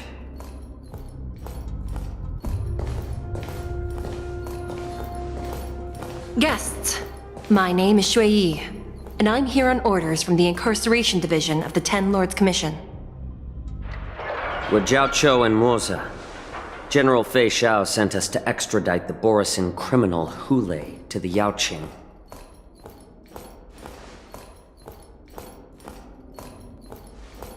We're here to inspect the conditions of his imprisonment and make preparations for the handover and transportation. I assume you've been briefed, Your Honor. Your visit request has been approved. I'll be your guide for this trip. Prisoner Hule, the warhead and brood lord of the Borisin abominations of abundance and the arch-nemesis of the Foxians, is responsible for 2,123 wars of aggression and countless associated crimes. Due to his heinous acts, he has been imprisoned in the depths of the shackling prison and subjected to the punishment of the Forest of Swords until the end of time. He shall never be pardoned. No need to repeat his crimes and sentence, Your Honor. He is the greatest enemy of us Foxians. The stories of his atrocities are used to terrify our children. I'm well aware of every crime he's committed. Let's move on to the next step. When it comes to visiting criminals, there are rules in place to ensure your safety. I know you've heard legends about Hule since you were children, but your knowledge about him is likely very limited. Only the judges of the Ten Lords Commission truly know what kind of abomination is locked up at the bottom of the shackling prison. It has been centuries since Jing Liu, the former sword champion of the Luofu, captured Hule.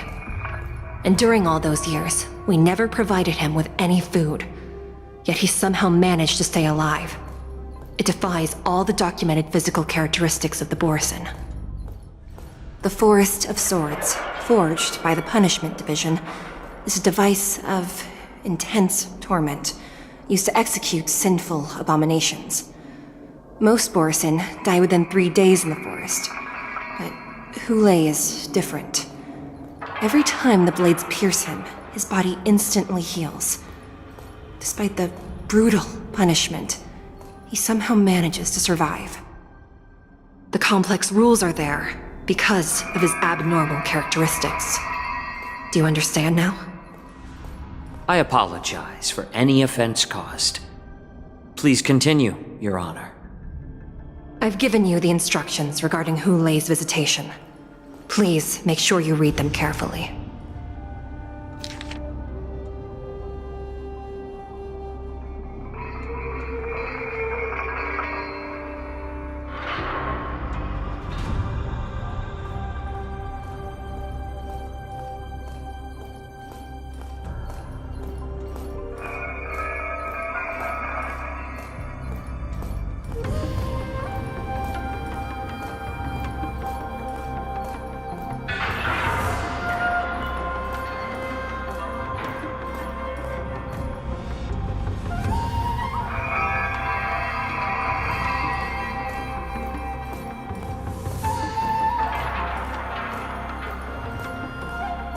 And please, take this pellet before proceeding. No, I'm not taking random medicine. Then you won't be allowed to visit Hulei.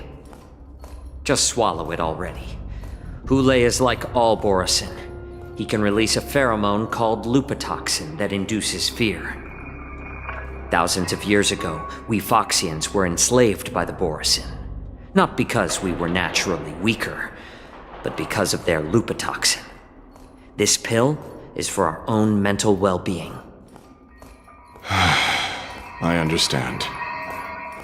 I knew you were a reasonable person. Now that we've taken the medicine, let's proceed.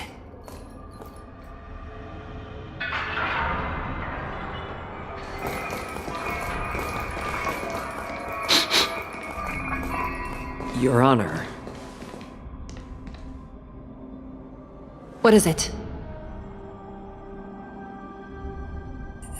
No, never mind. Maybe I'm just imagining things. Let's keep moving.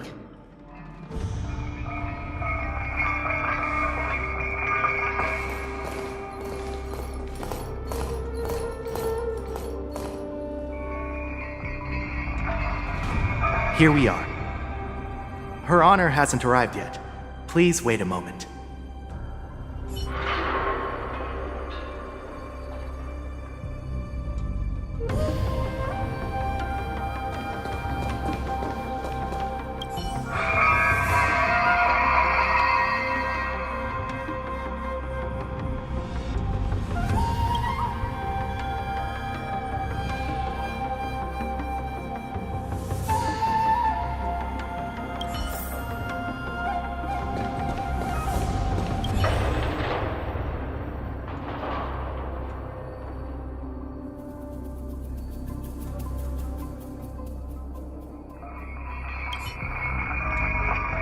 Welcome, dear guests from the Express. Judge Hanya of the Interrogation Division. We've met before.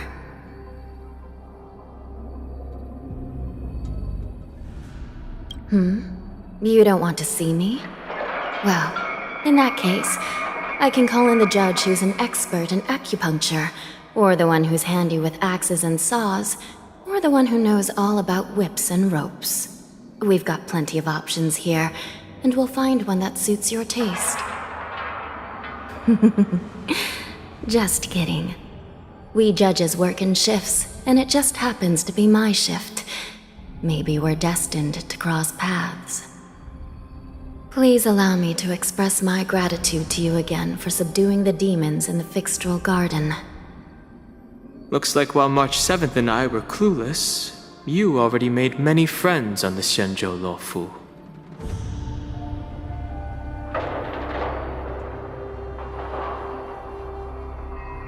Even though you and I have met before, we can't show any favoritism under the 10 Lords. So, please do as I command as we head to Scrivener Hall and beyond. Don't do anything without my permission. This is not a place for ordinary mortals. You and Mr. Danhung, please come with me.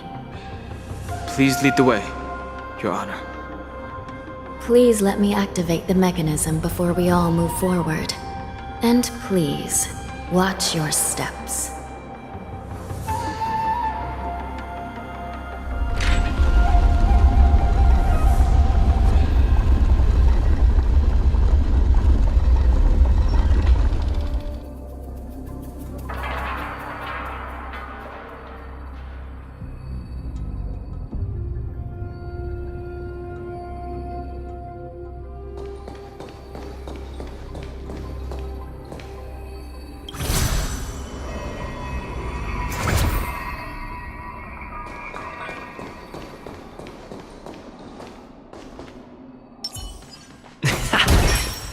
Please stay tuned.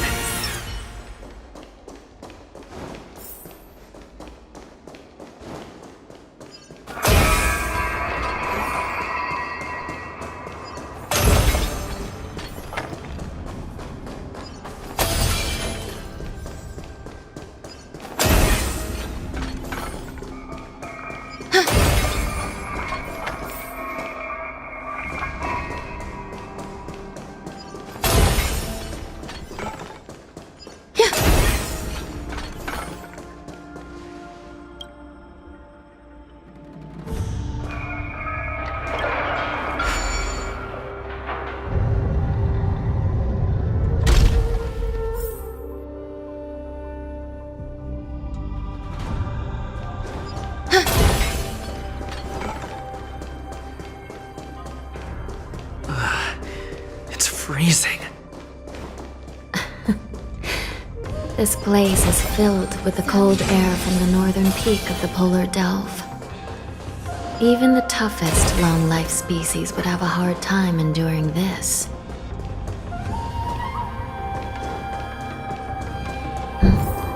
Did you hear something just now?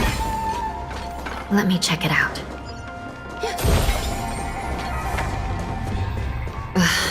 What an eyesore. This place is packed with boxes and crates. These crates, they look oddly familiar.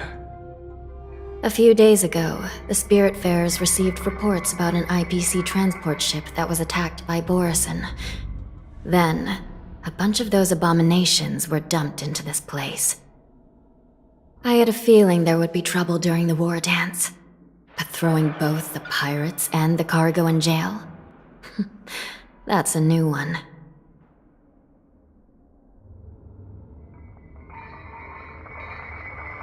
I heard the Intelligentsia Guild crafted something dangerous. We have many records in the Hall of Karma about these wise ones. They love to tinker with forbidden technologies, always trying to push the limits of Ingenia. I caught a glimpse of the mechs in those crates, and they bear a striking resemblance to Borison. I wonder what they're planning this time. Well, business first. Let's keep moving.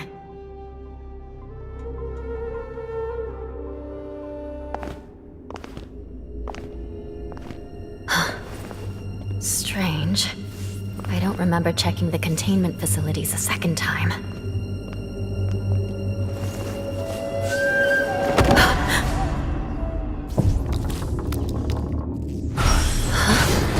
Watch out!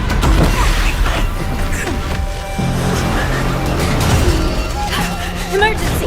All wardens prepare for action! Emergency! All wardens prepare for action!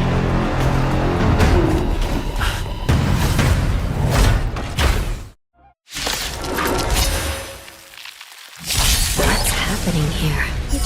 Why are these things moving on their own? Something is wrong. The guards aren't responding. To ashes!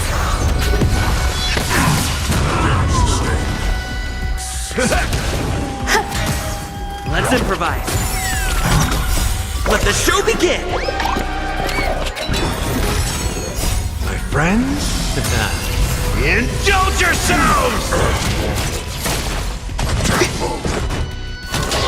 Enjoy yourself. Set to the seas of flame!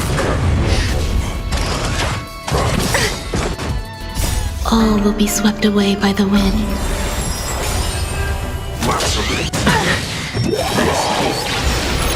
This thing is going wild, just like a Borison.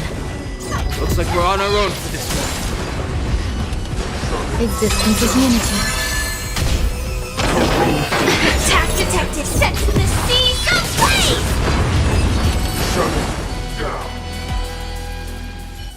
But how is this even possible?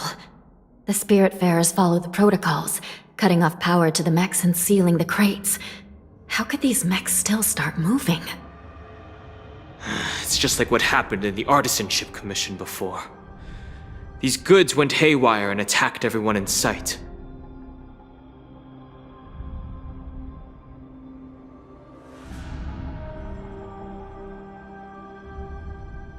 Something seems to be jamming communications within the shackling prison. It's probably these mechs causing the trouble.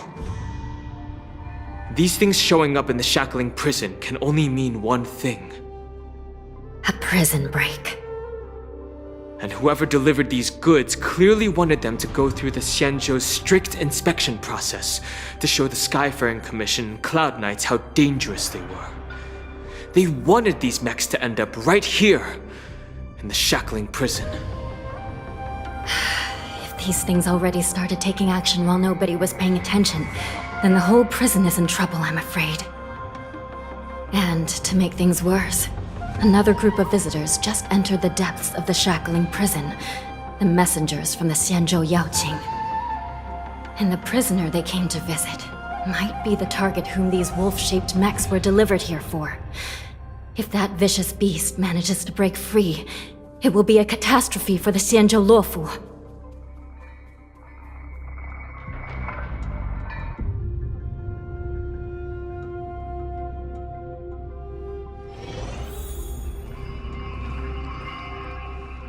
Here we are. Have we arrived already, Your Honor? Shouldn't there be a cage here? The most notorious felons are locked away in the solitary delves, deep down in the prison. Those delves can't be opened without proper authorization. The blue bird paves the path, and the Stygian lanterns illuminate it. Help me light up these lanterns, and the way to the bottom of the shackling prison will reveal itself. I've given you the diagrams for lighting the lanterns. Please take a look.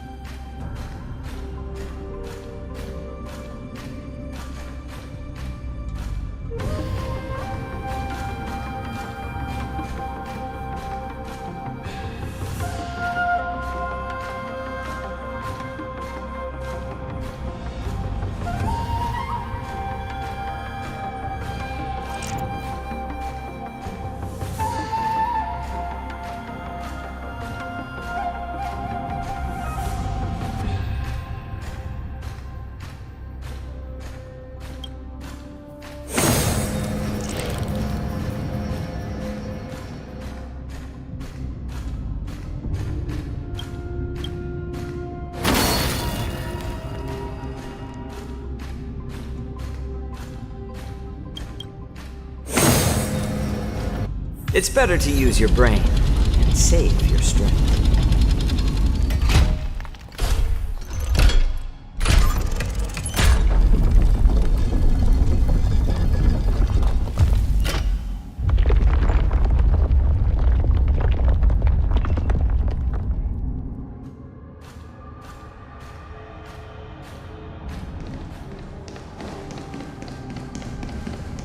The path is open. Once we descend to the bottom of the prison, please do not do anything reckless.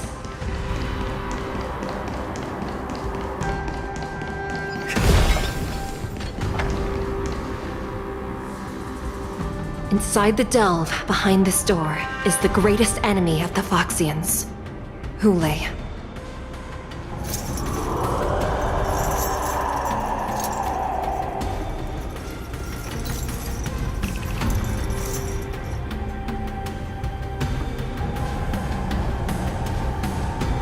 According to custom, envoys from the Yao Qing visit the Xianzhou La Fu once every century to check on this abomination's imprisonment and condition.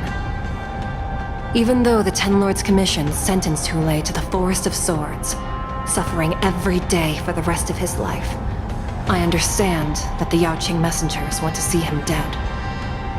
Unfortunately, for the past 7 centuries, they've had to return disappointed, because this beast simply can't be killed. If we can use his toxin to create medicine and save an innocent life, it might help balance out some of the sins he's committed.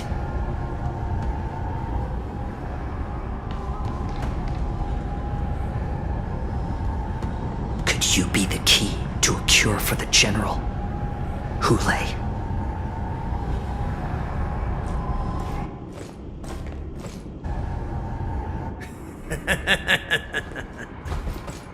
And once again, the envoys of the Yao Qing will leave disappointed.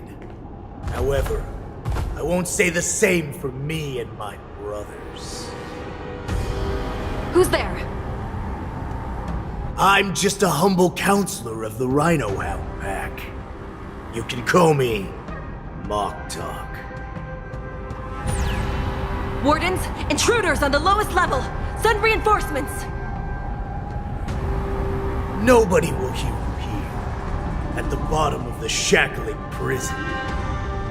Thank you for opening up the prison for us, Your Honor. We'll take it from here. No wonder I kept smelling that familiar stench. So it wasn't just my imagination. Do your thing, Morsa. We mustn't let these abominations get any closer! Detestable things. There are too many of them. Once we were inside the shackling prison, we found soldiers available for us everywhere. Friends? Indulge yourselves! Eternal. All will be swept away by the wind. Let's improvise. More season.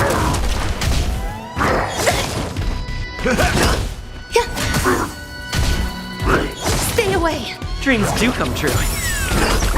I suggest you surrender now. Of course, I'll still kill you all. But I promise it'll be sweet. It ain't over.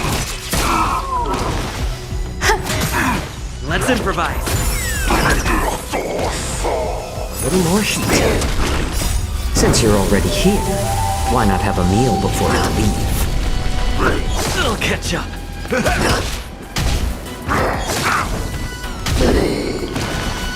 Existence is unity. Dreams do come true. How presumptuous! Die now!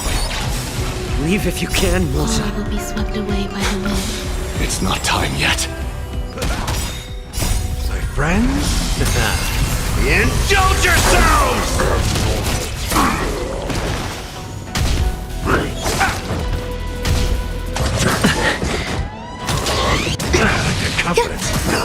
Let's improvise. Let the show begin. More season. Dreams do come true. Since you're already here, why not have a meal before you leave?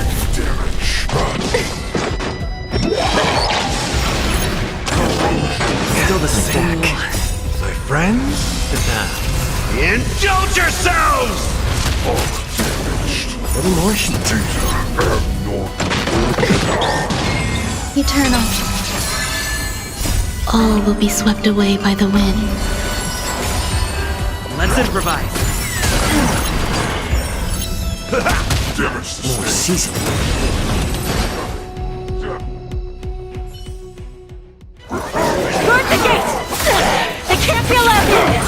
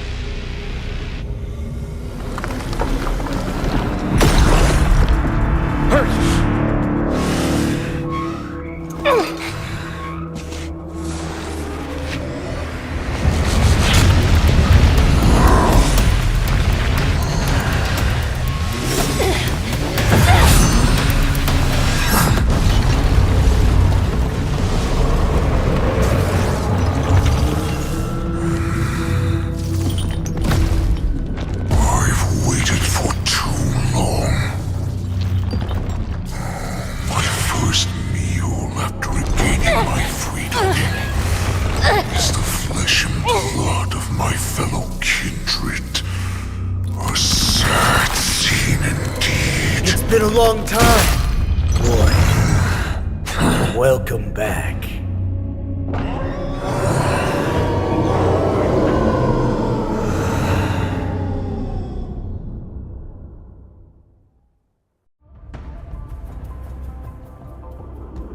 How many times has the old verdant home spun around since our last hunt? Duran's whelp, tell me your name. Oh, great Hule, nemesis of the Foxians, and the hunter of all beings. I'm Moktok, a humble counselor of the Rhino Hound Pack. I am only one insignificant heir spawned from your bloodline. It's been at least 7 centuries since you led our pack through the hunting grounds of the stars. I'm thrilled to see that you are as cunning and skillful as ever. 7 centuries. 7 centuries have passed. But why have Duran's whelps grown to look like this? Tell me, Moktok, why have you grown to resemble our most despicable slaves and enemies, the Foxians? I've been commanded to release you from this cursed prison. It is Senjaya's will.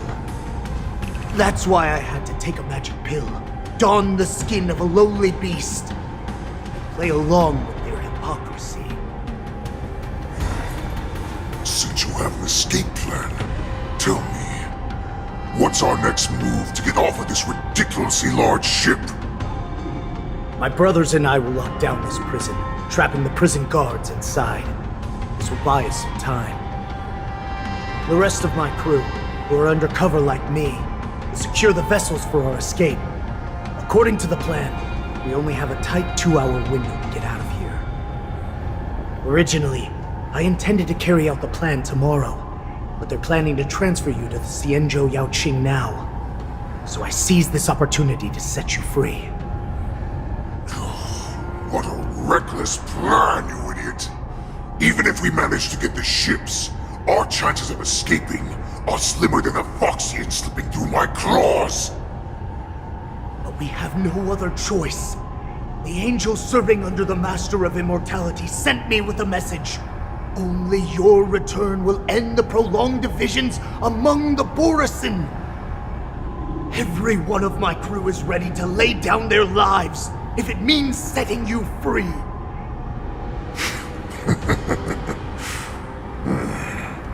A sneaky weakling like you is actually showing some reckless bravery with this plan. Fine. You'll get what you want. And all of Duran's whelps will too. Well then, my lord. We should leave now. Before we go, give me me one of those magic pills. My lord, you seriously want to don the skin of a lowly beast? That would be a disgrace to your greatness, my lord. You idiot. Greatness means nothing without freedom. Once I get out, I'll need a disguise that won't raise any suspicion. As you wish, my lord. Is that Foxian slave my meal? No, he's an envoy from the Xianzhou Yaoqing. I plead you to endure him a bit, my lord, as he's more valuable as a hostage. Take him, guys! Time to move out!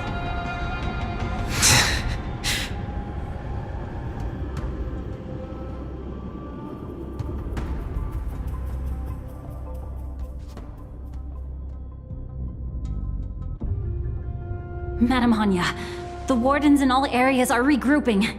Those Ingenium enemies are wandering around and causing heavy casualties.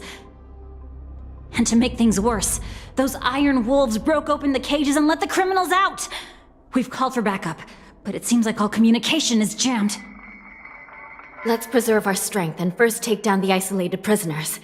By decree of the 10 Lords, all prison breakers and intruders shall be apprehended, dead or alive.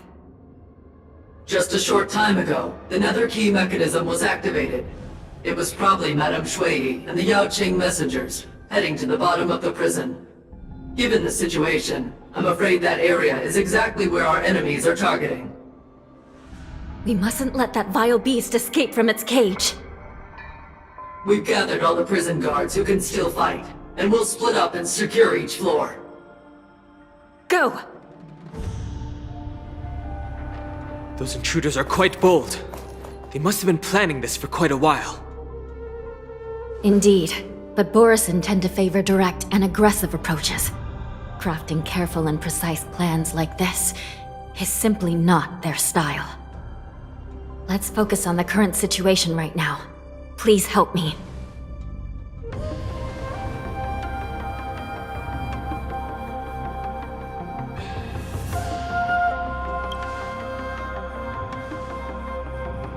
What's the fastest way to the bottom of this prison, Miss Hanya?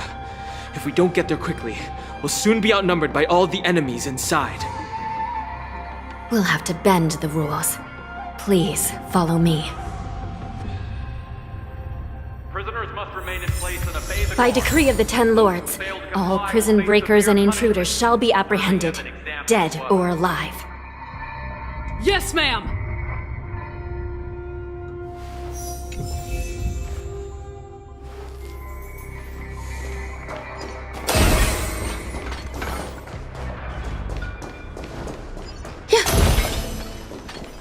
Sound lingers. Please stay tuned.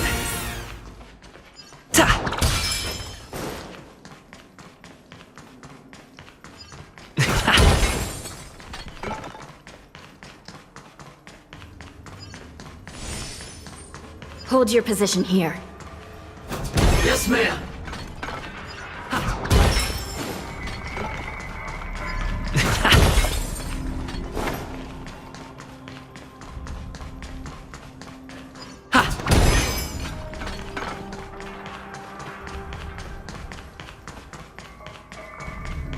We need a few tools if we want to reach the bottom quickly. Follow me to the next floor.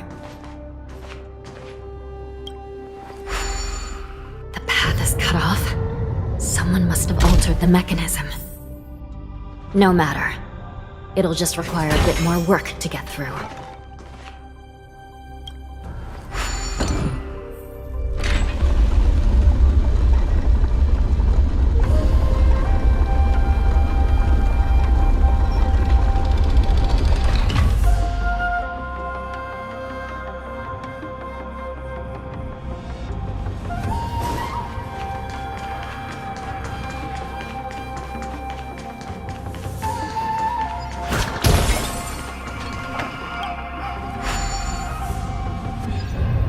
Some Spiritfarers occasionally use ingenia from the Artisanship Commission to navigate the treacherous terrain here. Normally, using devices like the shifting screen is strictly forbidden, as they could help prisoner.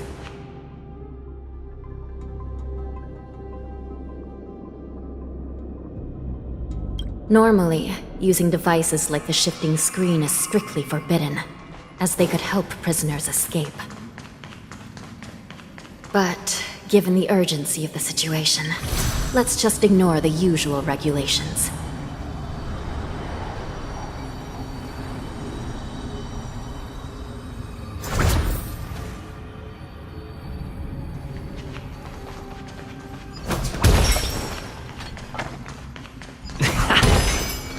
The nether key has been activated. I hope we're not too late. Hang in there, sister.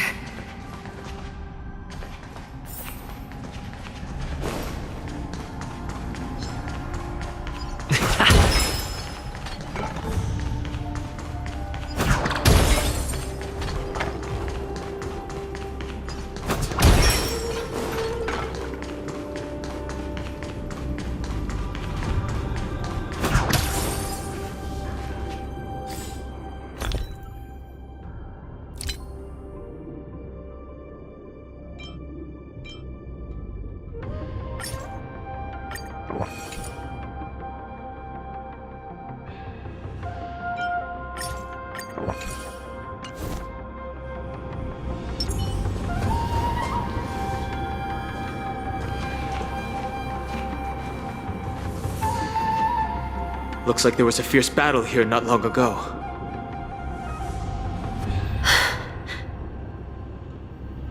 The gate to the prison delve is wide open. Hulei has managed to break free. Where are the Yaoqing messengers? And where's my sister? Are they still alive? Let's look around. Maybe we'll find some clues.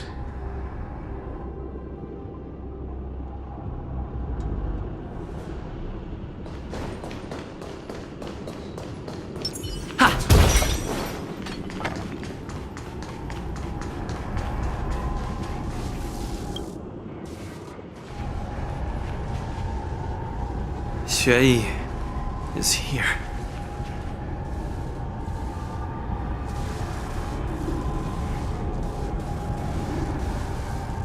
Miss Xue bravely sacrificed herself. My condolences, Miss Hanya. Condolences? Well, that's unnecessary.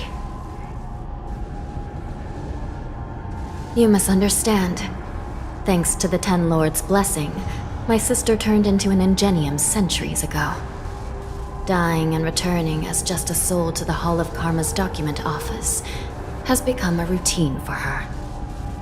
While I'm not keen on seeing her throw away her body like it's some replaceable part, but...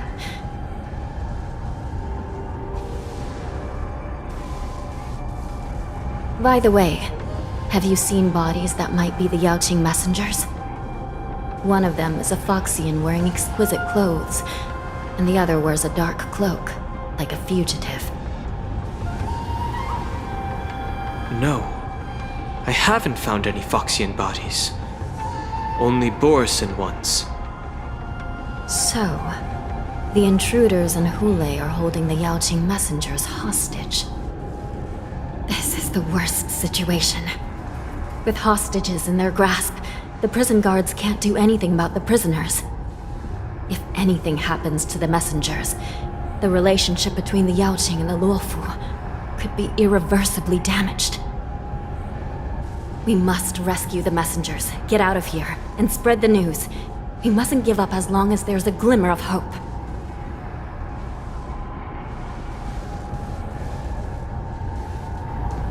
What have you found, Miss Hanya?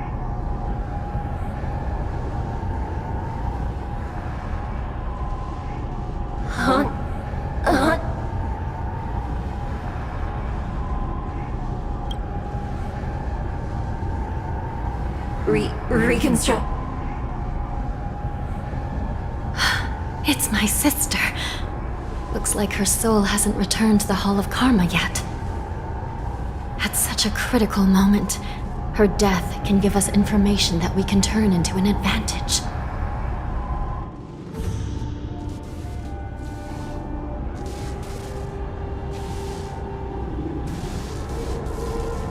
Let me see. The damage isn't too bad. If I can fix it up, my sister will have a temporary body.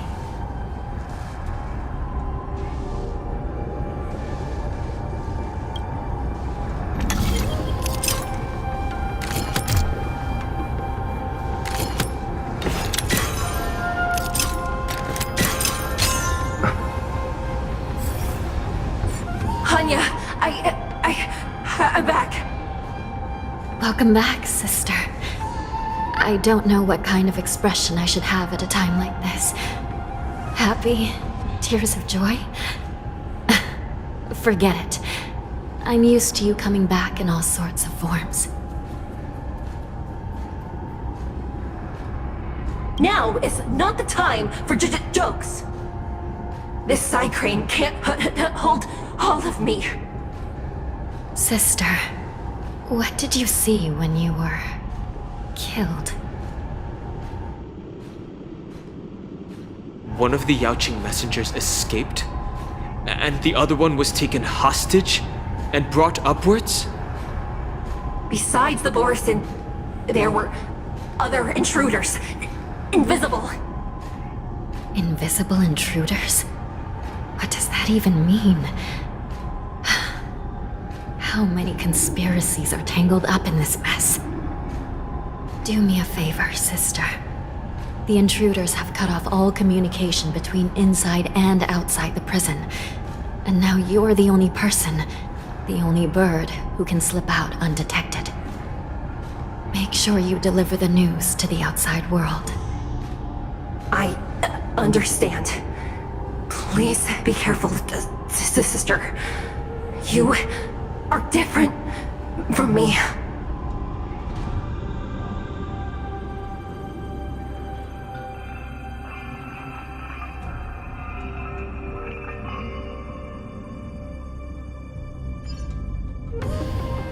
Time is running out, Miss Hanya. If we keep delaying, those Borison will escape from the prison. All right. If we happen to come across that Yaoqing messenger who got away... No. Stopping Hule should probably be our top priority.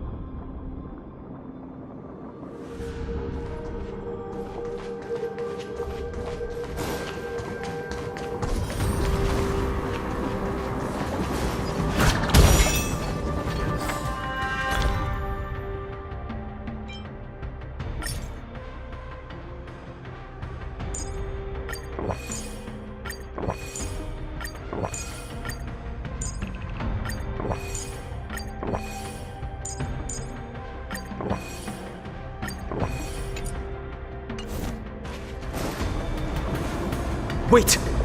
Something feels off. Something's approaching us.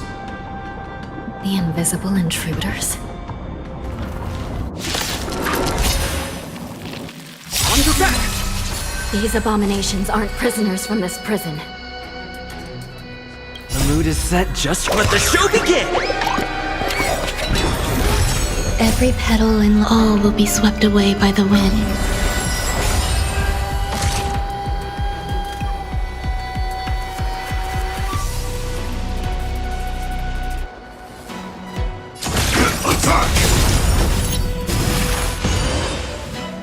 Like fireflies, until everything burns to ashes!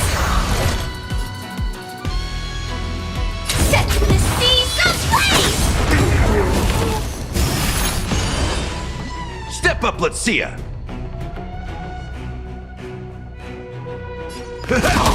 Some value, I suppose. Let's improvise. Firefly Type 4 in position. The prison management on the Lawfu is truly concerning. Who are you? Aren't you looking for me?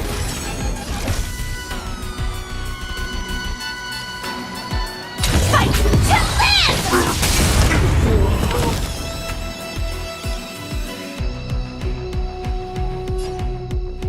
live! There's more to life. Did the rhythm get messed up? Dreams do come true. Set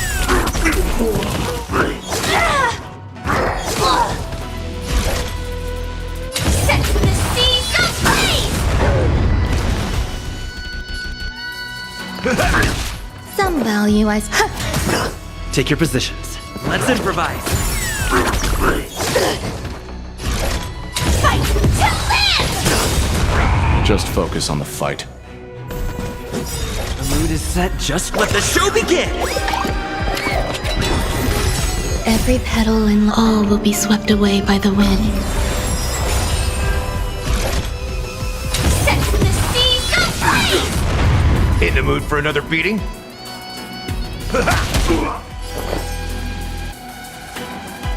Eternal. Dreams do come true. Arsapomaticus!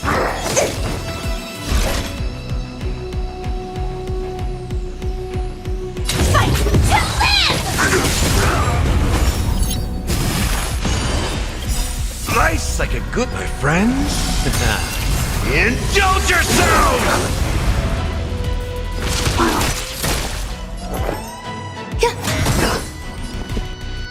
Let's improvise. This sets the seas ablaze!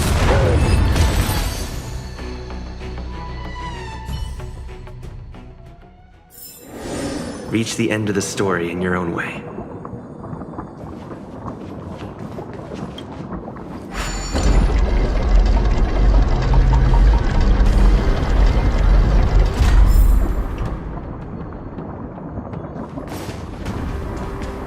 Please stay tuned.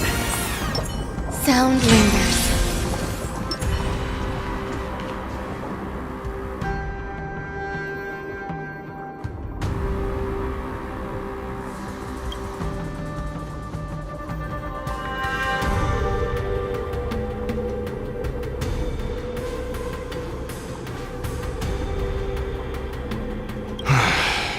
The prison management on the Lawfu is truly concerning.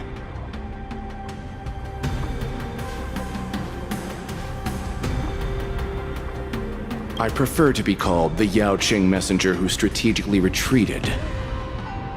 At least 2 different groups of intruders infiltrated here. The Wolf Cubs and these Mara-struck soldiers. Their hiding technique, it's pretty similar to the Wind Mantle technique used by the Vidyadhara serving Kailorum Venti on the Yaoqing. What do you think? Well, never mind if you don't have any clues. Now is not the time to exchange assassination techniques. I'm Waza. My friend fell into the clutches of that wolf. I was planning to escape and report back as quickly as possible. But now it seems... the prison on the Lawfu is a real maze, I must admit. Thank you for your help, Mr. Moza. We'll do our best to ensure your friend's safety.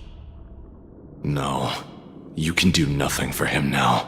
And you shouldn't be focusing on his safety at the moment. Your friend is in Hulei's clutches and you're just going to leave him behind? Look, I'm the Yaoqing General's guard, not his. I've seen how that giant wolf fights, and there's no way. Trying to save my friend will only get us killed.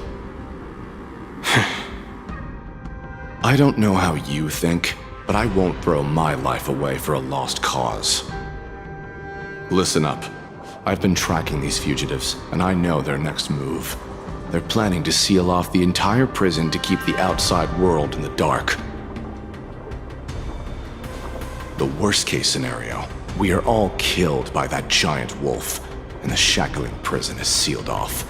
No one will know about us or about their escape until it's too late. And the best case scenario...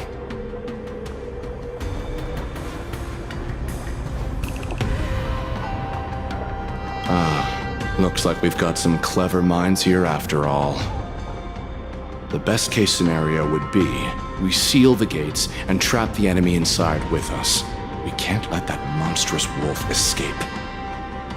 Hopefully, someone will eventually notice that something is off and come to help. As for whether we'll still be alive by then, it's not something we should think about.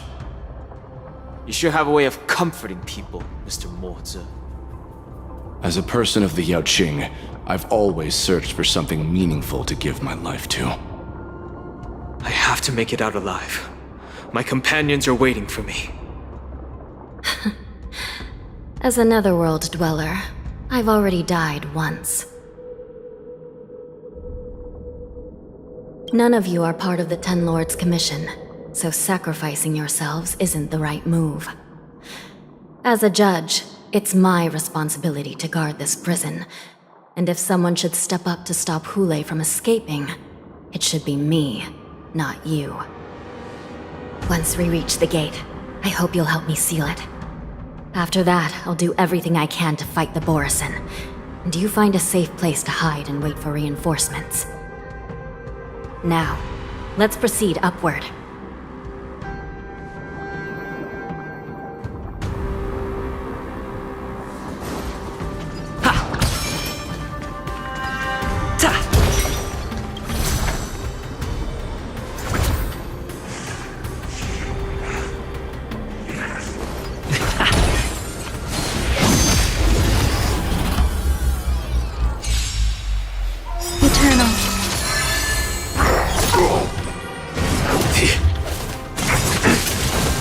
Mood is set. Let the show begin!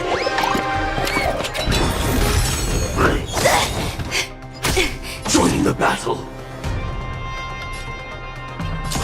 Attack! I like that confidence. Like fireflies to a flame, until everything burns to ashes! Slice like a good, my friends. Indulge yourselves! Every petal in life's all will be swept away by the wind. Step up, let's see ya!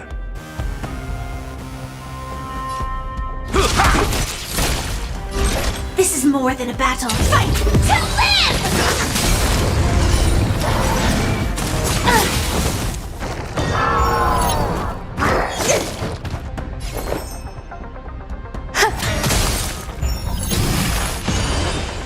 Stay in step. Let's improvise. Firefly Type 4 in position. Set the seas ablaze!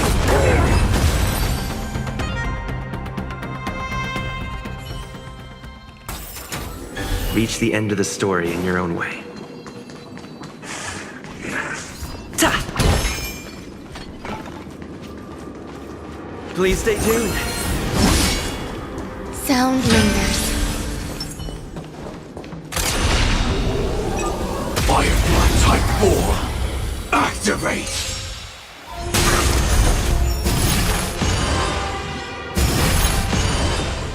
Existence is unity. Stand in position. Detonate! Like fireflies until everything burns to ashes! The mood is set. Let the show begin! This is more than a battle.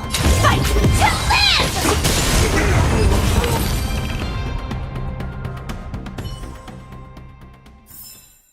Every victory is hard won.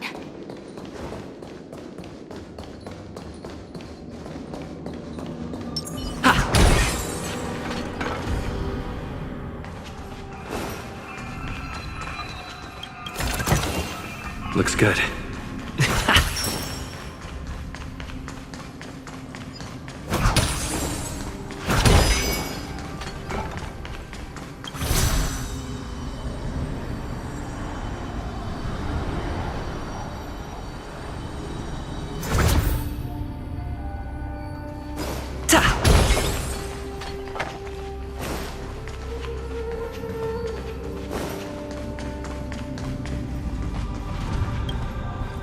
We must seal the entrance before the Borisan fugitives get out.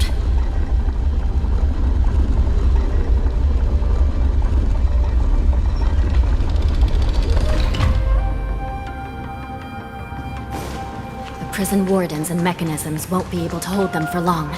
Follow me.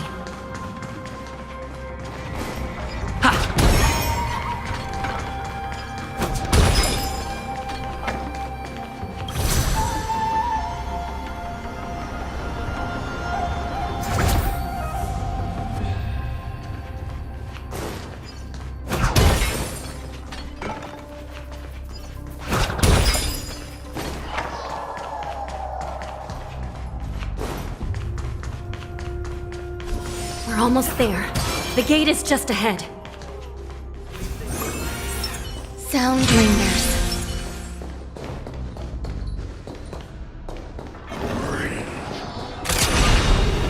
Firefly Type 4. Activate!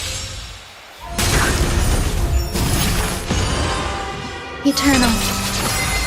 Join the battle. All will be swept away by the wind. Until everything burns to ashes!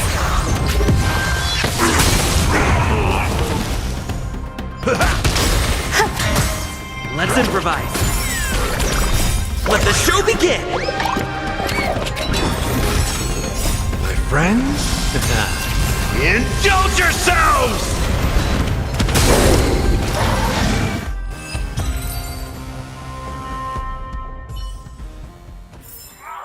Every victory is hard won.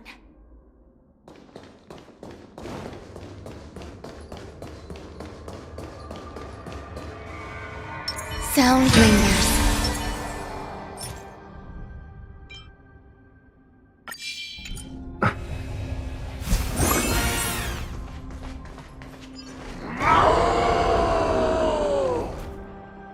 I will hold them back. Don't let Hule escape.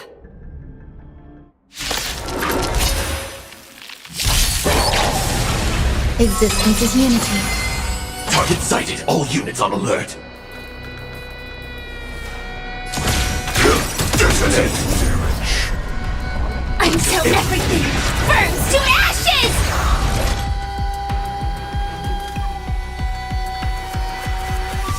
Fight to live! In the mood for another beating? There's more to life. Every petal and all will be swept away by the wind. Stay in step. Dreams do come true. I will claim victory. Set the seas aflame! Step up, let's see ya!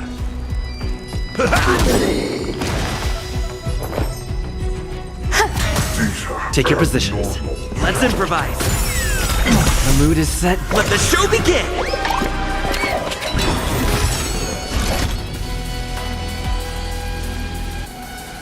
Fight to live! Shut it down.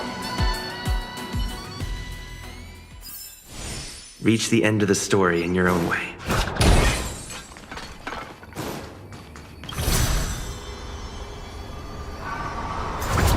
Please stay tuned.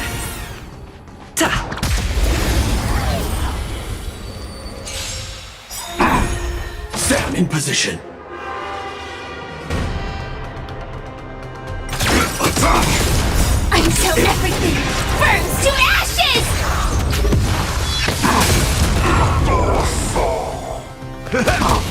Eternal. Fight to live!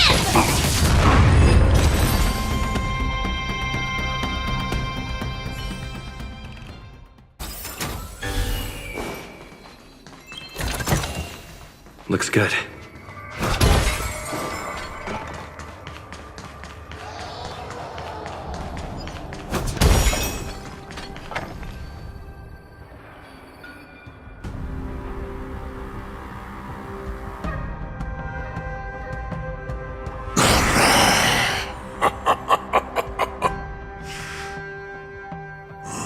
This brings back such familiar familiar memories. Memories of chasing, gnawing, and tearing. They're back. They're back. They've all come back. My lord, we're just one step away from freedom. Once we pass through the gate, no one will be able to stop us. So this hostage is useless now. Kill him, Moktok. He's getting away. Do something, Jiaoqiu. It's just like the old days, you useless loser. Just do something! Maybe this Yaoqing messenger can strike a deal in exchange for his life. He can use his status to help us escape from the Xianzhou. What do you think, Mr. Jiaoqiu?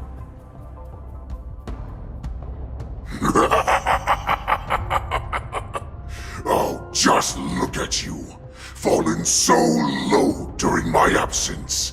You're even negotiating with livestock. As far as I recall, no one from the Yaoqing would ever consider a deal with Duran's offspring. I've got to make this beast stay here, whether it's for the sake of Fei Shao or the Yaoqing. Deal. I certainly have more value alive. My identity, my knowledge of the Xianzhou, and my understanding of many things that your minions have no knowledge of. They'll all be valuable. Lowly beast. Muster up that pitiful tongue of yours and plead for what remains of your life. Speak up. I'm afraid you're unaware. The woman who defeated you, Jing Liu, she has recently returned to the Luofu. Your opportunity for revenge is right in front of you. My lord, this slave is talking nonsense. I've never heard anything about this. May I just kill him now? Silence, Moktok. And you, slave. From now on, you'll stay by my side. You'll only speak and move when I allow you to.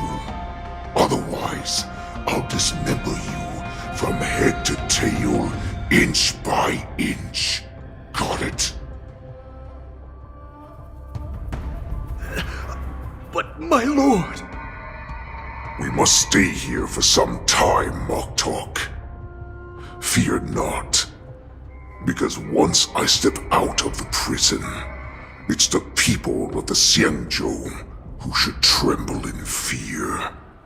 I'll show them what true calamity means. Now, Duran's whelps, follow me!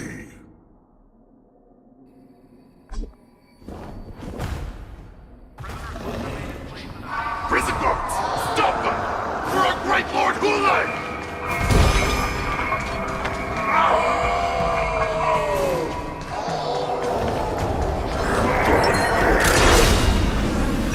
Prisoners must remain in place and obey the guard. Those who fail... Activate!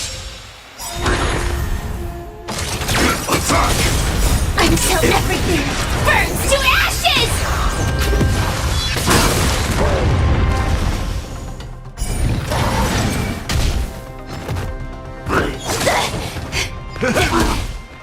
I like that confidence. Eternal. All will be swept away by the wind. Let's improvise. Let the show begin! My friends, indulge yourselves!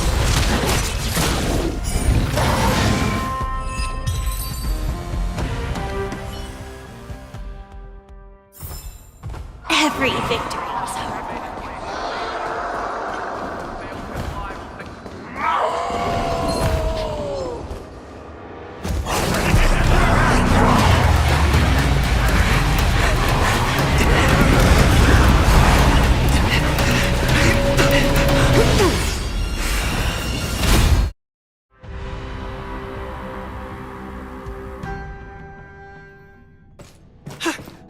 Report! After we lost contact with the shackling prison, we received a message from a Psycrane. The prisoners have revolted, and the criminal Hule is nowhere to be found! What about the Yaoqing messengers and the Nameless? No news at the moment.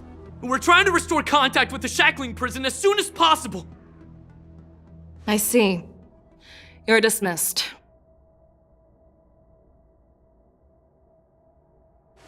General Jing Yuan, General Hua Yan. It's just as we suspected. The rise of the Ambrosial Arbor was not the end of things, but the beginning. The hand of the Ruined Legion has already sown the seeds of destruction. From this moment on, the Xianzhou Alliance will face an even greater challenge, from both the abominations of abundance and the destruction itself. If this is what they want, I'm always up for a challenge.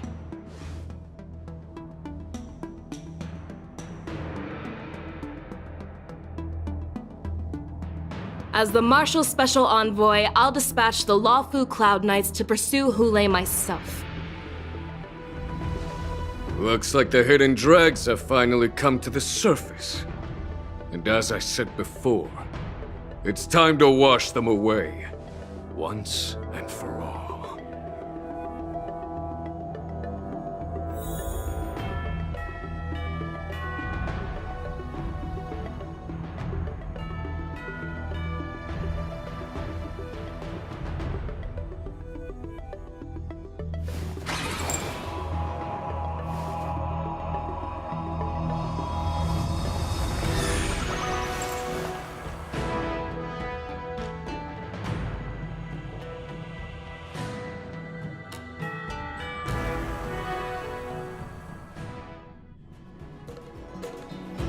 Let me stay here a little longer in this body.